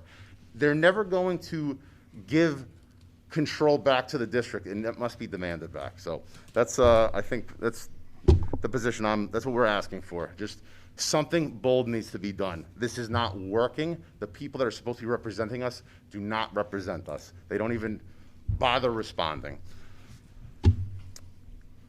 Any of my comments to follow, I'm not in any way trying to downplay the seriousness of COVID or anything like that, or shed any negativity on the vaccine or anything like that. So just want to get that out there. So we've been told we need to follow the science, trust the experts, fine. But let's also examine the track record of these same people. At the beginning of this, they put caution tape around the playgrounds. They kept kids inside where transmission was highest. There was capacity limits at the beach. None of that made any sense. But they're the people that were supposed to take listen to everything they say now. So they were wrong about that. On December 29th, Rochelle Walensky said no negative tests were required to return to work if asymptomatic after 5 days, 5 days after a positive test, right? Because on the PCR test, the virus can still show up to 12 weeks later. So I guess my question is, why then, on December 20th, on the same day, do we get an email and a call asking to do this kind of mass testing, knowing that if your child was asymptomatic, they could pop positive on the test from weeks prior, and they're no longer actively infected? What was the point of that other than to just drive the numbers up? I didn't put out that letter. Okay, fair enough. No, well, you know that was what my letter said. It was the governor's initiative to do that, No, and I was just tracking, abiding by but- my responsibilities. It wasn't mandated. It was just what he sent us. I understand that, but my question is, if the PCR can show positive up to 12 weeks later, if you're not sick or have any symptoms, why would you test? What would be the point of doing that other than to just push the numbers up? Well, I think the new guidance, correct? Now the new guidance. Well, I think you're talking about if somebody had COVID, right? And then could still show up positive. Yeah. Right. So if you had COVID within the next 90 days, you don't have to test. You don't have to do anything. I understand that, but there's no shortage of people that have had it that never knew they had it. Sure. Okay. So I guess the frustration lies too is that everybody here is trying to do the right thing, right? This is 22 months going. We dutifully wear the masks. That we have a very high vaccination rate in Nassau County. We've abided by the closures of business capacity limits. Yet there's no off-ramp. Like to this day, we've been asking for months. There's no acceptable number of cases or a percentage as far as positive test goes. And the same thing with the hospitalizations or there's like, I guess what I'm trying to ask is, at what point are we like, do we demand to, we need to know when these are going to come off? They're not going to just offer it like, oh, you don't have to do it anymore. It's not going to happen. 33 minutes long. Never once mentioned the masks. Not once. This is not a priority for the people who are supposed to be looking out for the children of this state. I totally respect those that take the opposite opinion. I just would ask too, when everybody take, a moment to kind of analyze some of the things that are put out there. There was an NBC article December 28th talking about an increase in childhood hospitalizations, and they put out the thing, it was a 52% increase. But they never give you have to go further down to look at like the baseline number. 52% on itself sounds like, oh my God, it's skyrocketing. But the number was still incredibly low. Dr. Fauci on Meet the Press with Chuck Todd says, look at the hospitalizations, not the cases. But yet we still talk about, exploding number of cases. So 22 months into this, the cases are higher than ever, but don't pay attention to the cases, contrary to what he's been telling us this whole time. Dr. Fauci further went to go say that not everyone in the hospital is there because of COVID. Many are incidental. If you made this point 6 months ago, a year ago, you were dismissed as like a lunatic, like you're a denier, you're not taking this seriously. And yet all of a sudden, they're saying what many people have been advocating for, the reduction of the masks, and all have been saying for a long time. A New York Post article, January 3rd, by Bernadette Hogan, says that New York State hospitals are going to start distinguishing between patients who are treated for COVID as opposed to those who test positive while they're for something else. Governor Hochul said she was disappointed to see that at least a certain percentage overall are not related to being treated for COVID. And again, this is like, I can't believe that she's shocked to find this out. This has been known for a while. And again, it's not in any way to say that they're not serious or there's not people that are there, strictly because of it. But the people who are setting policy seem painfully unaware of the facts on the ground, which I think is problematic. We're counting on them to, set policy, and they're grossly misinformed. One of the things I think we've gotten wrong from the beginning is pretending everyone's at equal risk. And I think this has a very dubious effect of unnecessarily burdening those at very low risk. And at the same time, it downplays the severity to those who are at very high risk. Per the CDC, we're 3 times more likely to be hospitalized if you have obesity. They never talk about this. As a matter of fact, Krispy Kreme ran a promotion where if you show your vaccination card, you get a free donut. The exact opposite of what should be taking place. Per the American Diabetes Association, diabetics are about 11% of the population, yet it accounted for 40% of all COVID deaths. So this is significantly more serious if you're diabetic. Pretending that everyone's at equal risk diminishes the extent to which you're warning them that this is serious for them. In October 2020, there was 3 epidemiologists, Jay Bhattacharya of Stanford, Martin Kulldorff of Harvard, and Sunetra Gupta of Oxford, wrote something called the Great Barrington Declaration. The idea behind that was focused protection, take care of those at high risk, and to the extent different communities and different populations are at low risk, let them mitigate the risk as they see fit. This was denounced as lunacy at the time. Francis Collins, the director of the NIH, on October 8th, through the Freedom of Information Act emails, at 2:31 p.m. says they need a published takedown on this work from these fringe epidemiologists. Dr. Fauci, 10 minutes later, cut and paste an article from Wired, which is a tech magazine, in which he claimed to debunk this theory. This man says he represents science. An attack on him is attack on science. 10 minutes after he got this email, he cuts and pastes an article from a tech magazine. He probably didn't even have enough time to read the whole thing. And that was declared as this debunks the theory that those most at risk we need to protect, and those at low risk, let them, again, take the measures as they see fit. I think that's unconscionable. We hear a lot about misinformation and vaccine skepticism. The Supreme Court is currently hearing a challenge to the OSHA vaccine mandate. Justice Sonia Sotomayor says during her comments that there were 100,000 children in the hospital, many on ventilators. At the time of the statement, from October 1st of 2020 until January 7th, the date of the oral arguments, there was a cumulative 84,852 pediatric hospitalizations from COVID. She wasn't even close. She's either grossly misinformed or purposely misrepresenting the dangers posed to children. And that 84,852 is before any accounting is done between with COVID and from COVID. I think the vaccine is great. I have no problem. I made the decision to get vaccinated. It seems to me, and I think the data is out there, that it particularly in adults, goes a long way to limiting the severity of the illness. That said, I'm completely against any mandate, and it increasingly appears the mandate would accomplish nothing, as everyone acknowledges now you can still get it and you can still spread it, even if you have even if you got the vaccine. I would also like to say there's other people, these anti-vaxxers are constantly saying, oh, you don't want to get it, you're an anti-vaxxer. The real anti-vaxxers, in my opinion, are those who insist that it works, yet insist that nothing changes.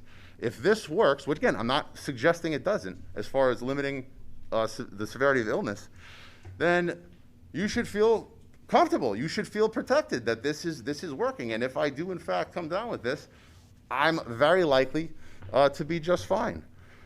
The President of the United States last week is walking on the beach with his wife with a mask on. The message to that isn't that he's incredibly cautious.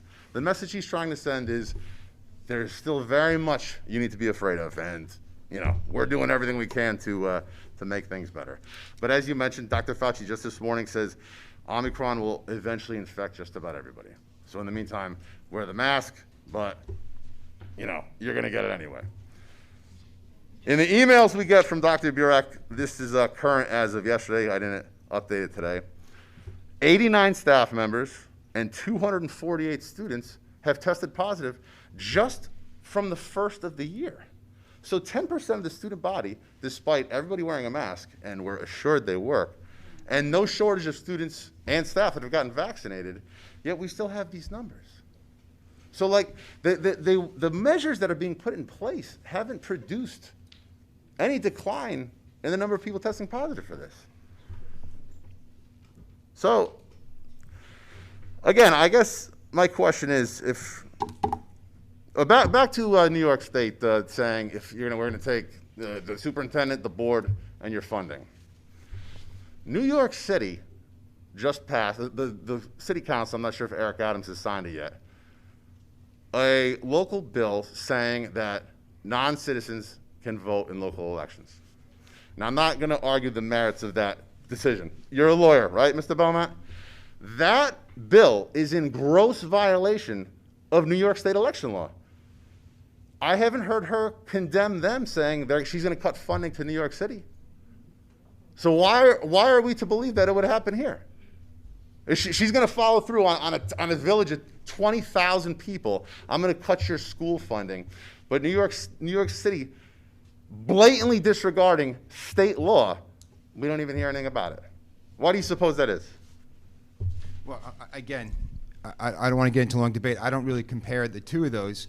The governor's, the comparison the governor's control over schools is greater than the impact they're going to have in cities. And it's not reasonable to ask a full-time employee of the school district and our students to take the chance that we call the bluff on something that happens. There's other means to which it needs to be addressed. And like you indicated, if you're calling your elected representatives and not getting back to you, because you've shown a great deal of energy, because you come every month and I look forward to our conversations, I'm hoping that you and those with the same energy remember that when it's election time for those people that call and don't respond back to the things that matter in the state.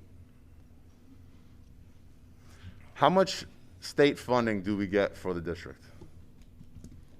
Over 10 million. Oh, good. About projected 13 million for next year. 13 million. All right. Thank you. I ain't playing with that. What's that? I'm not playing around with 13 million. Well, I heard earlier we got 7.3 in reserve, though. I think there might be some foul. And by the way, on the reserve, which we should have elaborated on, that money is not like a slush fund. They can only be but just because you make a good point, that money is earmarked for only certain areas. There's technology, there's capital. It's not like all of a sudden something happens, we can go into that for actually prohibited for being used to balance the budget. Thanks. Okay.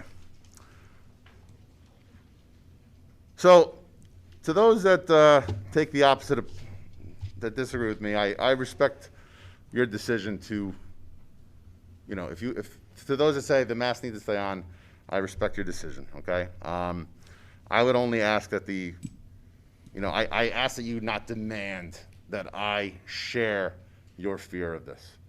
I think we have abdicated our responsibility to provide a normal childhood, and I think if we don't tack back to normal very soon, I think there's going to be some serious long-term consequences.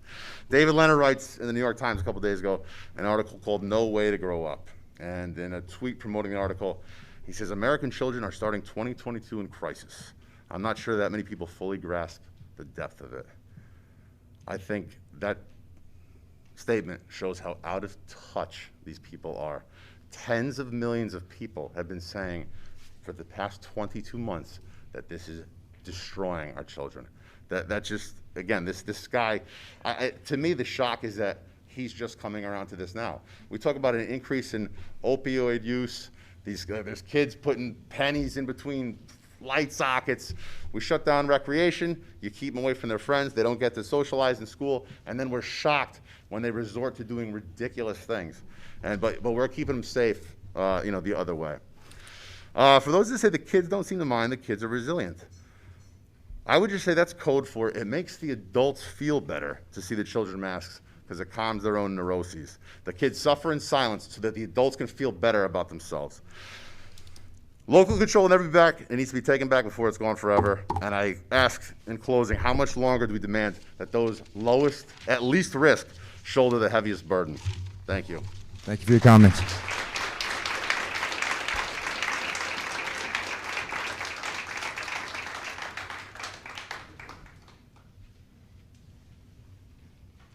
I need to lower this quite a bit more.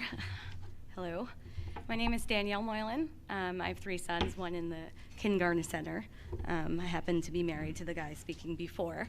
And I'm sure you're all cringing a little bit seeing another red shirt kind of come up to speak to you. And I know it's probably exhausting to listen to everybody, but I appreciate you guys listening. I've been coming to the board meeting since August, every month as well. I haven't spoken yet, but I feel stronger today because I do have a large crew of parents who chose to come here as well to have their presence known. And I know, like you said, Mr. Belmont, that there's not much to be done right now, but I think having our opinions out here is important. I also want to say, Dr. Burak, I appreciate you pointing out that the teachers need to turn on the cameras in the classrooms for the remote learning. That's really appreciated that you listened to the students and other parents, and that's, doesn't go unnoticed. And so thank you. I think I think my main point being up here is obviously I support unmasking our children. But I also just really support this to be a local issue. Mr. Belmont, you talked about this is really not a mask issue. It's really about us being able to make our own decisions in our town. And I think, anybody that's on the other side as well, I do as well respect your opinions. And I think you should want that as well, because very well the tides could turn and there could be things mandated that you don't want your children to do as well. So I think it's an issue that we should all care about, and I realize that I might end up in the minority if that comes to a decision for the board and the town or the parents to come up with, and I'm willing to accept that. But what I'm not willing to accept is that the state is forcing this on us. So I'm a mother, so I am naturally a worrier. And I worry constantly about what these masks are doing to our children and how they'll be affected in the future. Whenever I complain about masks, I have heard the argument that children don't mind the masks, and that it is us adults making a bigger deal out of all this. But it is a big deal. And just because some kids don't seem to mind, they're still being affected whether they know it or not. And often kids don't have the emotional IQ, especially when I talk about my young ones, who my oldest is only 6, to let you know when something is wrong. They just know it's different, and they're trying to follow the rules and be really good kids. John Tierney, a writer for the Manhattan Institute, who also has been published in the New York Times, had a great article in April 2021, so almost a year ago, about how we have failed our children with our pandemic restrictions. He wrote, "Adults are supposed to ease their fears, to reassure them that the monsters aren't hiding under the bed. Instead, we're frightening them into believing they're being stalked by invisible menaces lurking in the air." I think the key thing here is that we're frightening our children. With the mask, their voices and teachers' voices are muffled. And I'm sure many teachers can say that. They don't even know maybe where the voices are coming from in the room because the masks are on. They can't easily see social cues. I worry often about bullying in school because at very young ages, it's hard for them to be really forceful with their voices and might not know that they're being, things are going on and they just can't see those social cues because all they're seeing is the eyes. And the masks make them all the same and remove their unique and beautiful individuality. And I think that to me as a mom, and when you do see the full faces of beautiful children, it's just makes all the difference. I think, so I'm sorry, I'm kind of sick of hearing that it's not a big deal, that it's just a piece of cloth, it's just a shot, it's just to keep us safe. And my favorite, it's just only gonna be 2 weeks. It just feels endless.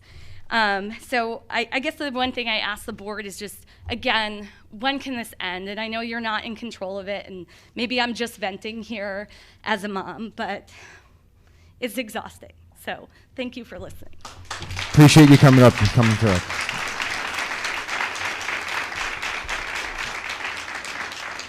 I know from our prior conversations that was difficult, so I appreciate you taking the time to come up and speak. Thank you. I appreciate you guys listening.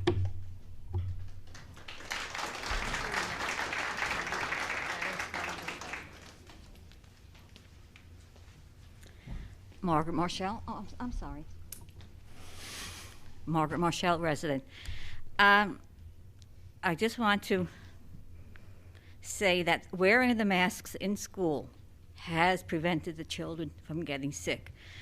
Majority of the children who have gotten sick, who have gotten the COVID, it's after school hours, it's weekends, it's holidays, it's vacations. I think the spread rate within the buildings themselves is nominal, if at all, anything at all. So I just want to correct that, make sure they know that. Wearing the mask in school is stopping it. It's the activities, once they leave the school buildings, that's causing a problem. Thank you. Thank you, Ms. Michelle.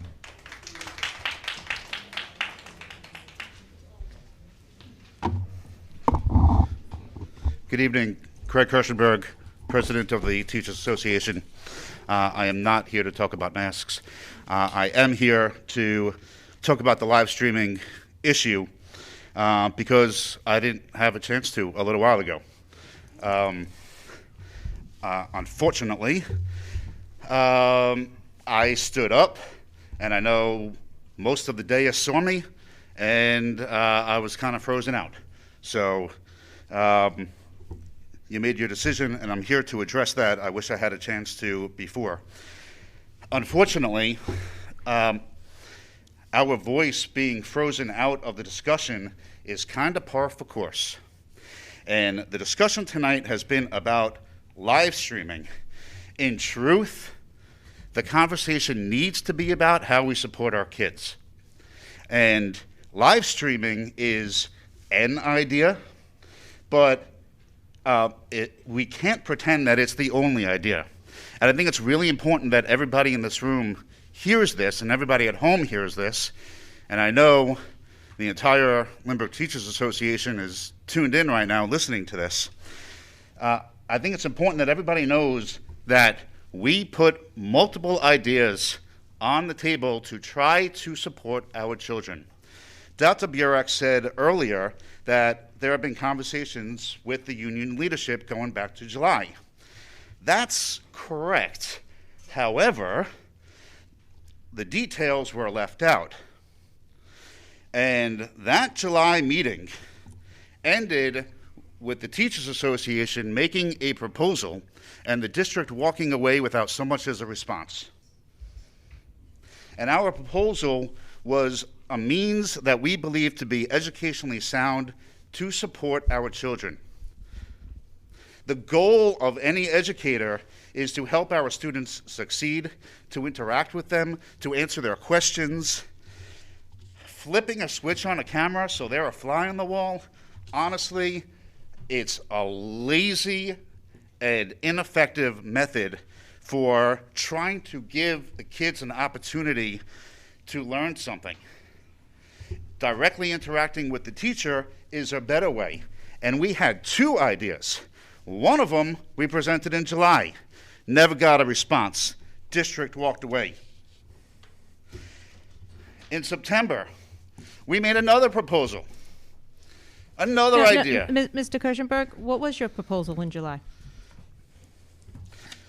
Well, as you know, the proposal that was left off was to provide one of our extra help sessions via remote.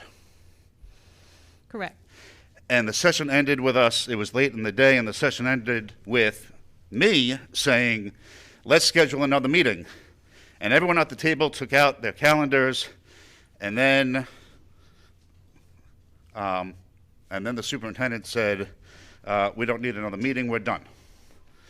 Now, I don't need for all of us to, I don't need everyone to hear all of the dirty laundry, but that's what happened. And we were ready to continue that conversation.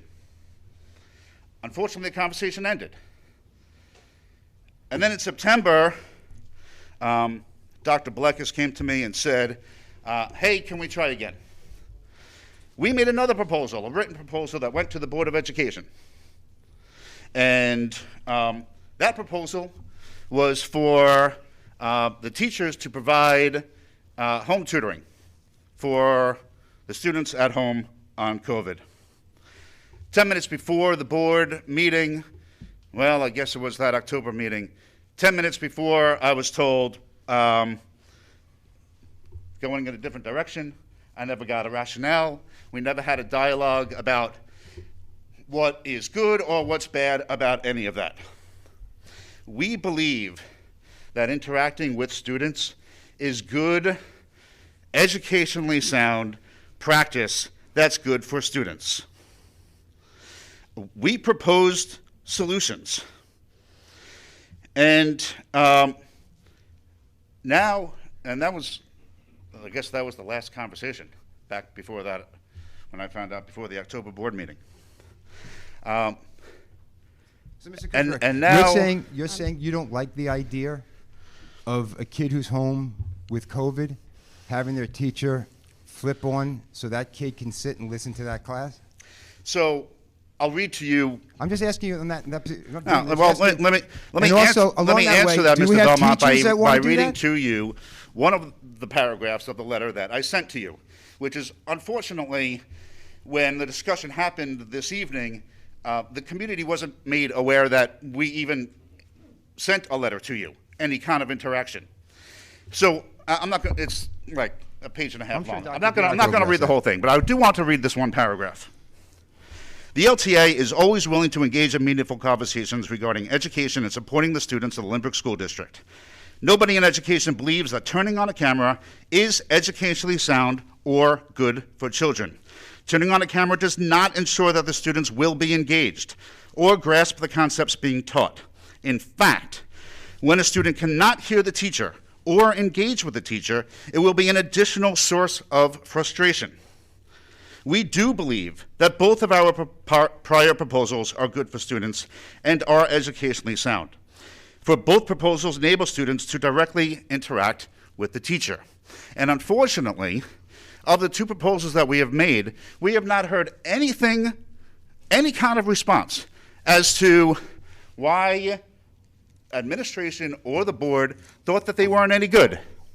And I'm yet to hear anybody say why this idea of flipping on a camera is good educational practice. I have 3 educators sitting here, none of whom are doing that right now in their own classrooms. So I don't... Well, I think Mrs. Ganino is doing Rockville Center, and Pete McNally, who teaches in our district, who's a school board member in Rockville Center, in East Rockaway, is doing that. But to your point, you may say there's other things to do, but if a kid's home and their class is at 8 o'clock and they can at least listen in to the class, are there teachers in the district that wanted to do that and could have done that? I mean, I just understand. There may be other things to do, but what was the problem with just going in September and turning on the camera and letting the kids listen into what was going on? I think everybody has some short-term memory about what a complete disaster that was last year. Right? We want to be in the classroom with our children, but a kid with our students. Days. Now, if I have 30 students in my class, decent-sized classroom, not huge, but it's okay, right? One of them's at home. Where's my attention? Should be on the class. Of course. But that kid can listen in to hear what's going on in the class, which is better than not hearing anything. Maybe not. But what's the downside? What's the downside? Or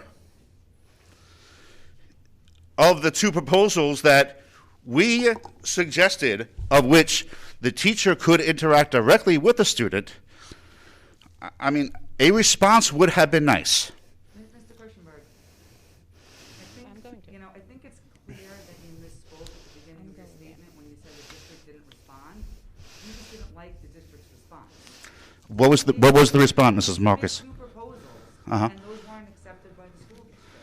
That's not that there was no response. Well, maybe Dr. Burak can elaborate on that. And also, nobody's saying that it's a perfect situation that to turn on the camera, but the technology is available, the kids are home, it would be easy for them to watch what's going on, the teachers wouldn't be asked to be interacting with them, it wouldn't be the same as it was back, when it was just remote learning or hybrid learning, and, the reason that the details weren't discussed, just as you said, was because nobody wants to air dirty laundry and nobody wants to make anybody look poorly. I think there are a lot of teachers in this district that would have easily turned on a camera so their students wouldn't have missed, days and days of learning. And that was the reason why it went in this direction. You had months to come to the district with different options. There are other districts around us that months ago agreed to do this, and it didn't happen, which forced Dr. Burek's hand tonight. Ms. Marcus, a non-response is not a response. It's not like we were told no and here is why. It was, we have nothing to talk about. In July, the district walked away, didn't answer our proposal. In September, to our proposal, we were told 10 minutes before the board meeting, going in a different direction. Those aren't answers. I'm sorry, it's not that we didn't like the answers, we did not get answers. That is not an acceptable way to try to resolve situations. We need to be able to communicate and come to a meeting of the minds. And you said flipping on a camera is easy. First of all, not so easy. Second of all, one saying that I often like to tell my own children, what's easy isn't always right, and what's right isn't always easy. Coming to solutions that's beneficial for, actually beneficial for our children. We, the teachers, believe that two proposals that we made in which we could interact with the kids was more educationally sound, and I'm still yet to hear somebody say why they're not. That would be an answer. Dr. Burek, can you shed some Are more you light on this? finished, Mr. Kirschenberg? Yeah. You're finished? Yep. Okay. So I wasn't going to bring this up. I didn't know if you were going to bring it up, but since you brought it up, because I didn't think it was necessary to air any dirty laundry. As you know, as recently, even though you just said fall conversations ended, but you know, as recent as last week, we reached out to you to consider our proposal again. And similar to what Mrs. Marcus said, it's not that you didn't get an answer. You didn't get the answer you wanted, and maybe you expected more, but you did get something. So let me just clarify things, because since you shared what you wanted to share with the community, and I'm glad the membership is at home, and I really wasn't going to do this, but if the membership at home is listening, maybe they need to hear this. So first, let me just say that I truly do believe that there are many teachers in this district who would be willing to turn their cameras on, whether it's the best mode of instruction or not. And I think I did agree with you that we all know that it's not so easy and it's not the best mode of instruction. But as I said in my earlier statement, our goal this year was to give kids a sense that they belonged. Icing them out when they're in quarantine is not giving them a sense of belonging in our school district. Okay? I truly mean that. So I'm grateful for the teachers who are willing to put their cameras on, but it hasn't happened. I believe maybe they've been told to not do something that they feel that they morally want to do this for children. But allow me to provide this brief timeline. So last summer, when we sat down with the teachers union to prepare for the potential instruction for students who must quarantine due to COVID-related circumstances, we asked you to put the cameras on only when a student was absent for COVID-related illnesses. Okay, and your answer was no. We then offered money, and this is what your membership needs to know. In order to do that, we offered you coverage money, and you know what that is, $42 for the period. Same period of time, not extending your workday, same period of time to when you have a child in your class who's absent due to a COVID-related illness, please invite them to your class so that they can listen. And it was just an audio, just listen. Just be engaged, just not even engaged, just listen to the conversations so that they're not missing anything. And your response punctuated was no, and punctuated by the fact, no money in the world will make us turn our cameras on. That is why we walked away. If the only thing I can give you is money, why would, and then in the letter you wrote to the board, you said, the union doesn't want to negotiate against itself. Why does the district want to negotiate it itself? The only thing I have to give you was money to do something. So let's give the full story. That is why conversations ceased. Then again in the fall, when the numbers crept up, we asked you again to consider a proposal. You countered with an extremely high-priced and logistically unmanageable proposal. Now, during your prep periods, you wanted $60 a half an hour to invite those kids who are absent to have a little one-on-one within the confines of the day that you're already getting your salary for. And then you wanted administration to do all the scheduling and contact everybody, and then still manage dealing with teachers and staff members who are absent due to COVID, having to cover those classes, knowing that our own teachers covered those classes for $42. What teachers were we going to get to cover those classes for $42 if they're going to make $60 a half an hour? How were our, especially the high school, how were we supposed to function in that high school? You gave us that proposal on September 30th. We had an October board meeting. We brought it to the board. Need I say more? Out of respect to you, Dr. Baleka said, because we knew we had to go to the community with something. We had to give our community something. The numbers were increasing. We have that responsibility to our students and to the families who pay the taxes to support our school system.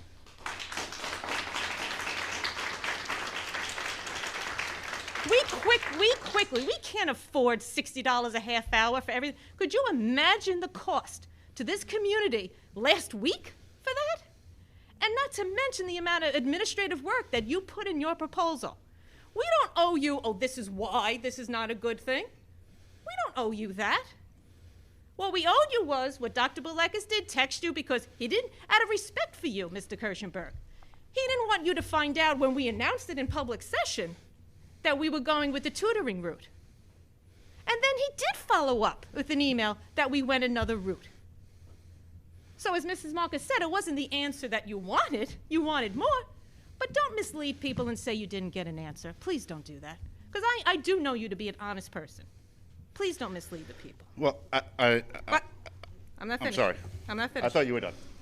Okay, then, after the holiday break, I asked you to please reconsider, to come in. I asked you to speak to other districts that were doing this.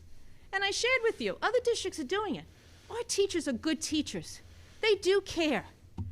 We look bad in comparison to our neighboring districts. I said to you, I'm trying to work collaboratively with you before it comes to something we don't want, which is what ended up happening tonight. Instead of you countering with me, and I even, just so everybody knows, I lightened the expectations. We'll disable the chat so you don't have to worry about kids talking back and forth to each other and having to worry about those discipline problems. Kids don't put the video on, so you don't have to worry about improper gestures or who's looking in the background. Anything to make your life easier, just to do something for students. You said you'd take it to your team. I didn't get a response to that. Instead, you wrote a letter to the board. And that's where we are tonight. I don't want to interrupt again on you. I'm done. Okay. Well, that is where we are tonight. Look, you and I did have a conversation when we returned in January. That's true. You did mention ideas. I did not receive a proposal from you, but you did mention ideas. I'll give you that much. And look, I don't think it's good for anybody to have a continuous back and forth here. But the fact is, you mentioned our second proposal in September being too much money. I mean, there are districts paying exactly that for that exact same thing right now. And if it was too much money, look, a response could have been a counterproposal. I'm just saying, look, if we continued the conversation starting in July and we were ready to continue that conversation, but you walked away. And we could have maybe had something in place for September, but we didn't. And then we tried again in September, and we could have put something in place in October, Thanksgiving, who knows? But the conversations didn't continue. We tried, but they didn't continue. And yes, there are districts that have something in place regarding turning on the cameras, like our neighbors in Hewlett. They put a plan in place on December 15th, anticipating the surge in COVID cases, to address it when we've already returned in January. Honestly, even to have this conversation today after the quarantine rules changed yesterday, I mean, it almost feels too late. And, you know, I'm standing here speaking on behalf of the teachers for what we believe to be good educational practice to support the kids. That's the goal here. And, you know, you and I might often have difference of opinions. You're the superintendent, I'm the president. Quite often. You know, you're the superintendent, we'll I'm the still president laugh. of the teachers union. That's what happens. The one thing that we always agree on is that the goal is what's good for children. We don't always agree on the same path to get there, and that's okay, as long as the communication keeps going. And it was disappointing from our perspective, and I say our because, you know, I'm standing up here representing the Teachers Association, but I don't stand up here alone. I have a team of people. You know, ideally, in a perfect world, we would have had something in place to support the kids. We still don't believe that flipping on a camera is the best way to do that. We offered other ideas that we think were not adequately addressed. And that's unfortunate, and that's what I came to say tonight. I know you stated before that you would like this to start tomorrow. Not really sure how that's happening, being that nobody knows about it yet. So Everyone's watching, right? well, in theory, but there's work to be done to get things to get it off the ground. I don't, you know, besides the staff, I mean, who even knows how many students or parents know? But actually making it happen, I don't think starting tomorrow is a feasible thing. I think administration needs to think this through a little bit, because you don't just walk to your laptop and flip a switch. It's not like turning on a light switch in a room. It doesn't work that way. You know, and just so everybody knows, you know, last year when we did this, we set up those meeting links once, and like the first day of September, and set it to repeat. So I don't know how many people actually have any recollection how to do that. Well,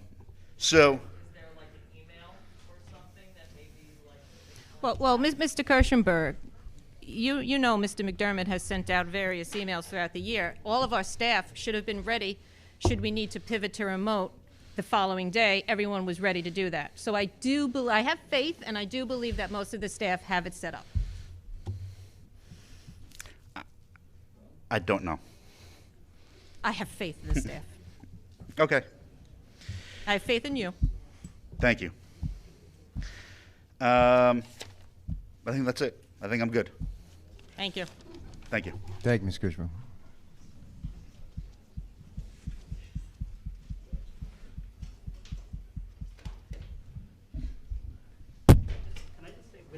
Oh, Doctor, let it. Doctor, Doctor, when everyone has gone once, you can come back up. No problem. That's not a problem. You can come back. Hi, Mary Beth Stalter. I'm a resident. Please. I just want to say something. In addition to being able to be a fly on the wall in the classroom, it's also about the structure for them. Like, my daughter is home on quarantine. She does nothing all day. And then the tutor wants to meet with her from 5 to 7. And she's like, no, like, she's done. So if she could sit and watch what's going on in the classroom, she would log in. And I'm sorry to bring this up, Mr. Kirschenberg, in our discussion last week, did I not mention structure? Thank you. So that's part of it as well, being part of the class. And some kids also don't, they learn by listening and watching, but they wouldn't be comfortable working one-on-one necessarily every day or however many times with the teacher. They'd be uncomfortable and feel like on the spot. So being able to just log in is really the best scenario. And then having the option to also do virtual extra help would be ideal. So I don't know why it has to be one or the other. It should be both. Well, like, no, and that's, no, I was just, well, I have a lot to say to you, but I wouldn't say it publicly. I'm more upset that you got the tutoring we didn't, because my daughter was out and still has not yet. That's how big the case has got.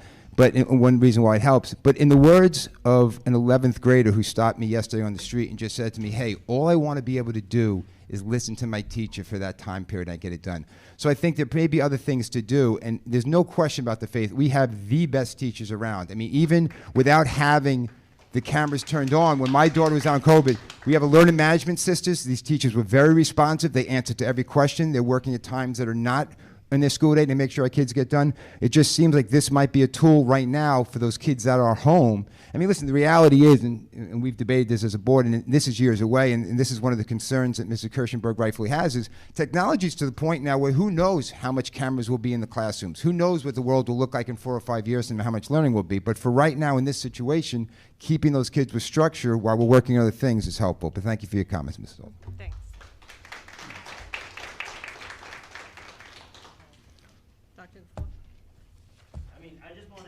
Well, you got to wait till I get the microphone, Doctor. Real quick, I just wanted to say I agree. I was going to say exactly what Mrs. Stalter said. I think do both. Have the kids listen in. It's not optimal. And then get the extra help.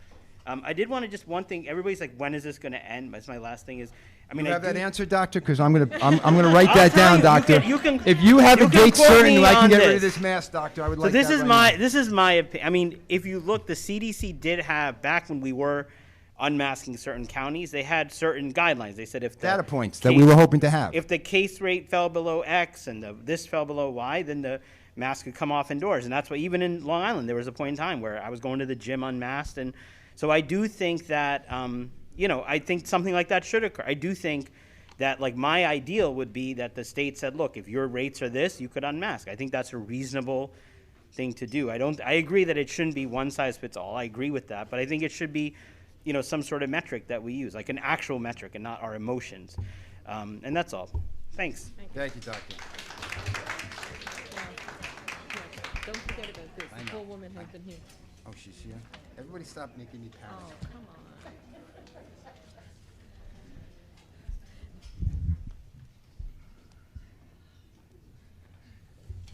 Good evening, everyone.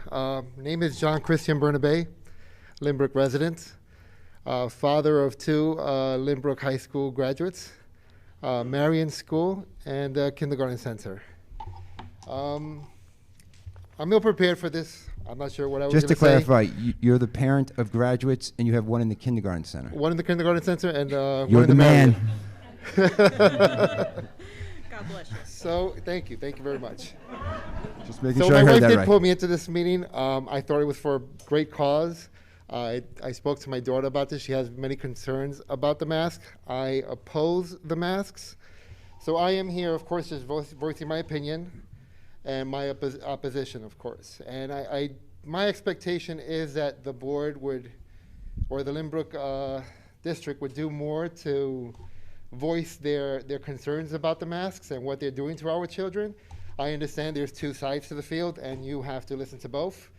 But my hopes and expectation again is that you champion for us, for our children. I think it's very important for us to get that across. And while I respect opinions of those opposed to mask mandates, I don't appreciate the loaded comments such as we got it from some random website. I could easily say Dr. Fauci is a political pundit at this point. Anyone who disagrees lacks the intelligence. I can say that as well. But realistically, we're instilling fear in our children. We understand the concerns of COVID. We're prepared for it now. We follow the protocols, the safety measures. We talk to our children, once a week, how to prepare. for their school days. But again, I do also want to be emotionally driven, because our children, you know, we talk about COVID like it's a monster that we don't see, but there's another monster called anxiety and depression.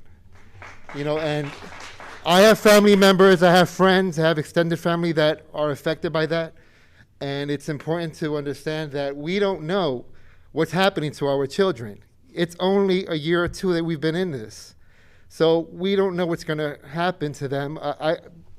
I haven't been this long with a mask in a long time, and I'm already, you know, I lack the oxygen levels, I'm sure, and I'm building anxiety just being in it.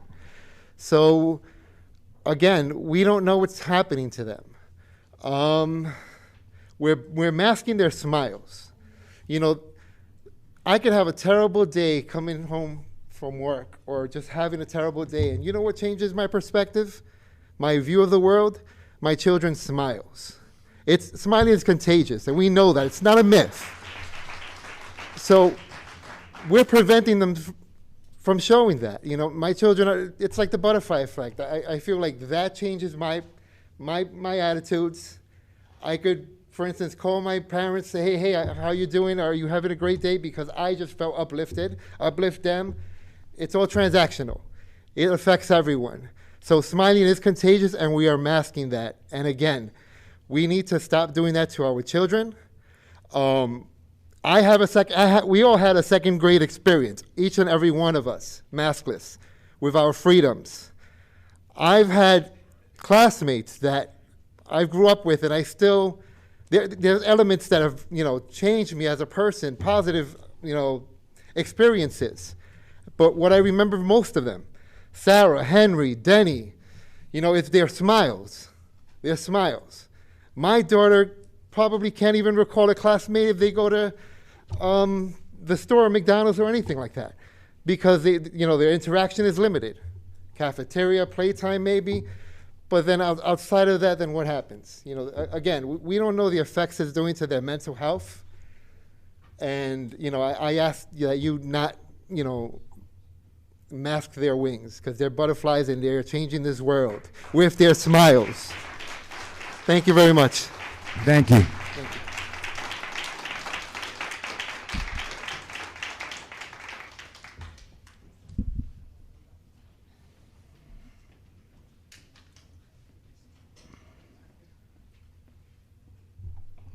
Hello, my name is Allison Kelly. I have 3 children in the district. I wasn't planning on speaking tonight, but first I want to applaud the Marion Street teachers who last week did go virtual, and it was amazing. My son was happy. The teachers were just amazing. I know a lot of the parents were so happy, so I do want to applaud those Marion Street teachers, because I don't think teachers sometimes get a lot of recognition. I am a teacher. I teach in Syosset. I'm first grade. And I'm so happy that there's doctors and nurses telling us what's happening. But has anybody ever asked the teachers what's going on with the kids' emotional and social well-being? Because I don't think anybody really ever asked my opinion in my school. I don't think anybody asked the Marion Street teachers, the West End. The little ones are who we're fighting for. So that's all we ask. I have a little one coming into kindergarten next year. And today in pre-K, she brought to pre-K her little bear. And she said a little boy, Harrison, wanted to touch the belly. So I said, oh, that was nice. Did you let it touch the belly? She said, no, he has germs. What if his COVID hands touched my bear? And I don't teach her that. And it was sad. We're teaching our little ones in kindergarten not to share. We're teaching my 6th grader, telling people, pull up her mask. We're teaching each other to rat people out, to not mind their own business. What happened to all the things we taught kids in the past? It's all being pushed out. So that's why we're here. We're not here to fight against if masks work, if masks don't. We just want the choice. Thank you. Thank you, Ms. Kelly.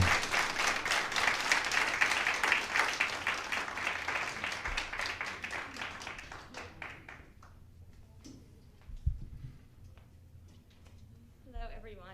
I'm Peggy Lynch. I have 3 kids, Marion, two Marion and a 3-year-old. I was not going to say anything, but I did want to address you, Dr. Burak. That fire that we just saw out of you is what we are looking for. I applaud that. I love that. That is what we're looking for the whole board to fight on our behalf, because that is what we are all thinking. We want someone to fight, just like you just said to him. That's what we're looking for. That's it. Thank you.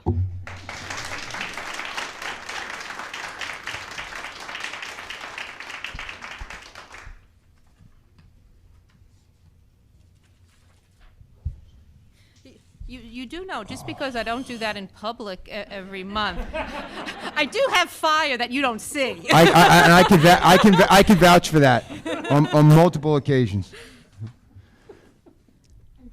But thank you.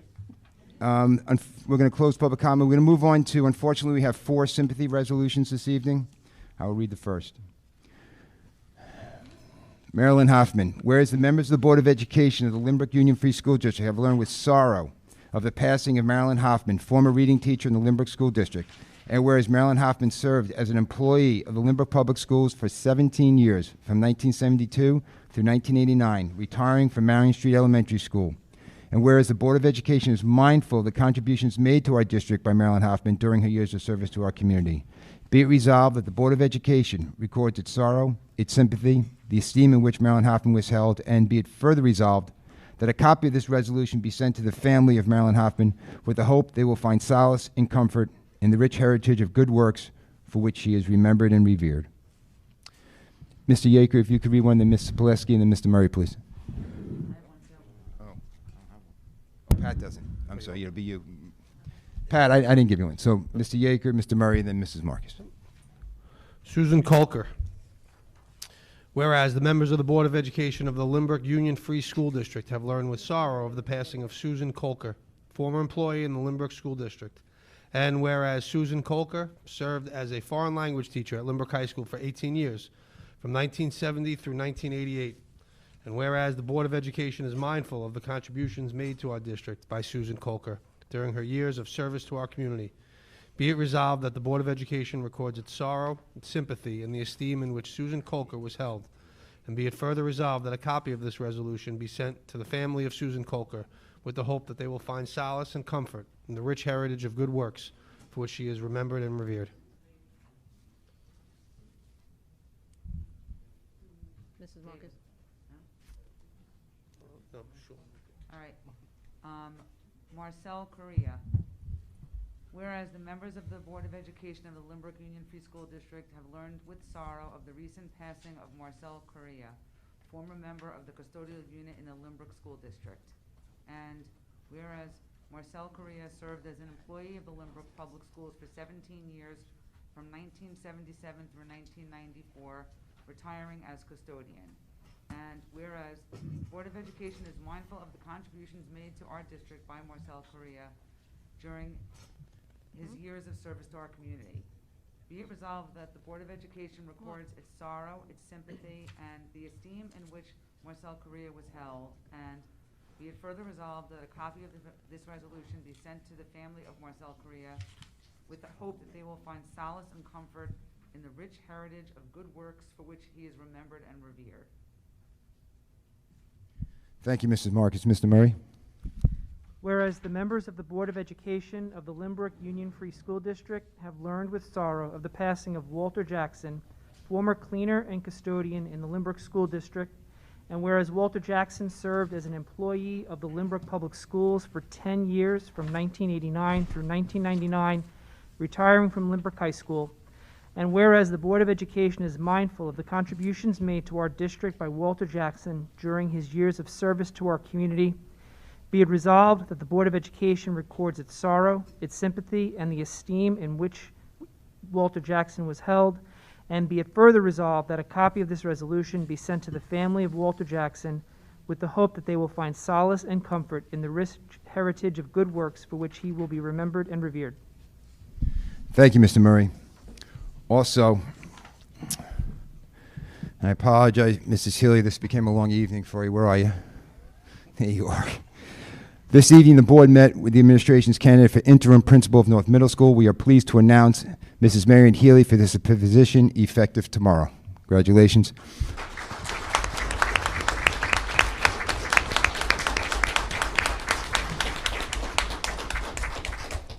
So Terry, I'm going to read both these resolutions because I have to, and then we'll put them in consent agenda. You're going to make me take me. I can't override you on that? Okay. You are the boss. 2201C7. Marianne Healy, English teacher and teacher in charge at North Middle School. Nope. Yes. Is requesting a leave of absence effective January 13th, 2022 through March 25th, 2022. May I have a motion, please? Mr. Murray, Mr. Yaker, second. Mr. Pileski, all in favor? 2201G29. Be it resolved that upon the recommendation of the Superintendent of Schools of Lynbrook Union Free School District, Marion Healy be appointed to the position of interim principal from January 13, 2022 through March 25, 2022, unless otherwise changed by the Board of Education, and be it hereby resolved that the Board of Education of the Lynbrook Union Free School District approves the terms of an employment agreement dated January 12, 2022 between the Board and Marion Healy as the interim principal. And be it further resolved that the President of the Board be authorized to execute said employment agreement on behalf of the Board. May a motion, please? Mrs. Marcus, second. Mrs. Hanson, all in favor? Okay, I'd like to ask for a consent agenda on resolutions 2201C1 through 2201C6, 2201NC1 through 2201NC7, 2201G1 through 2201G28. May I have a motion, please? Mrs. Marcus, second. Mr. Murray, all in favor? May I have a motion to accept the consent agenda? Mr. Pileski, second. Mr. Yaker, all in favor? That adjourns our meeting. Everyone stay safe and happy.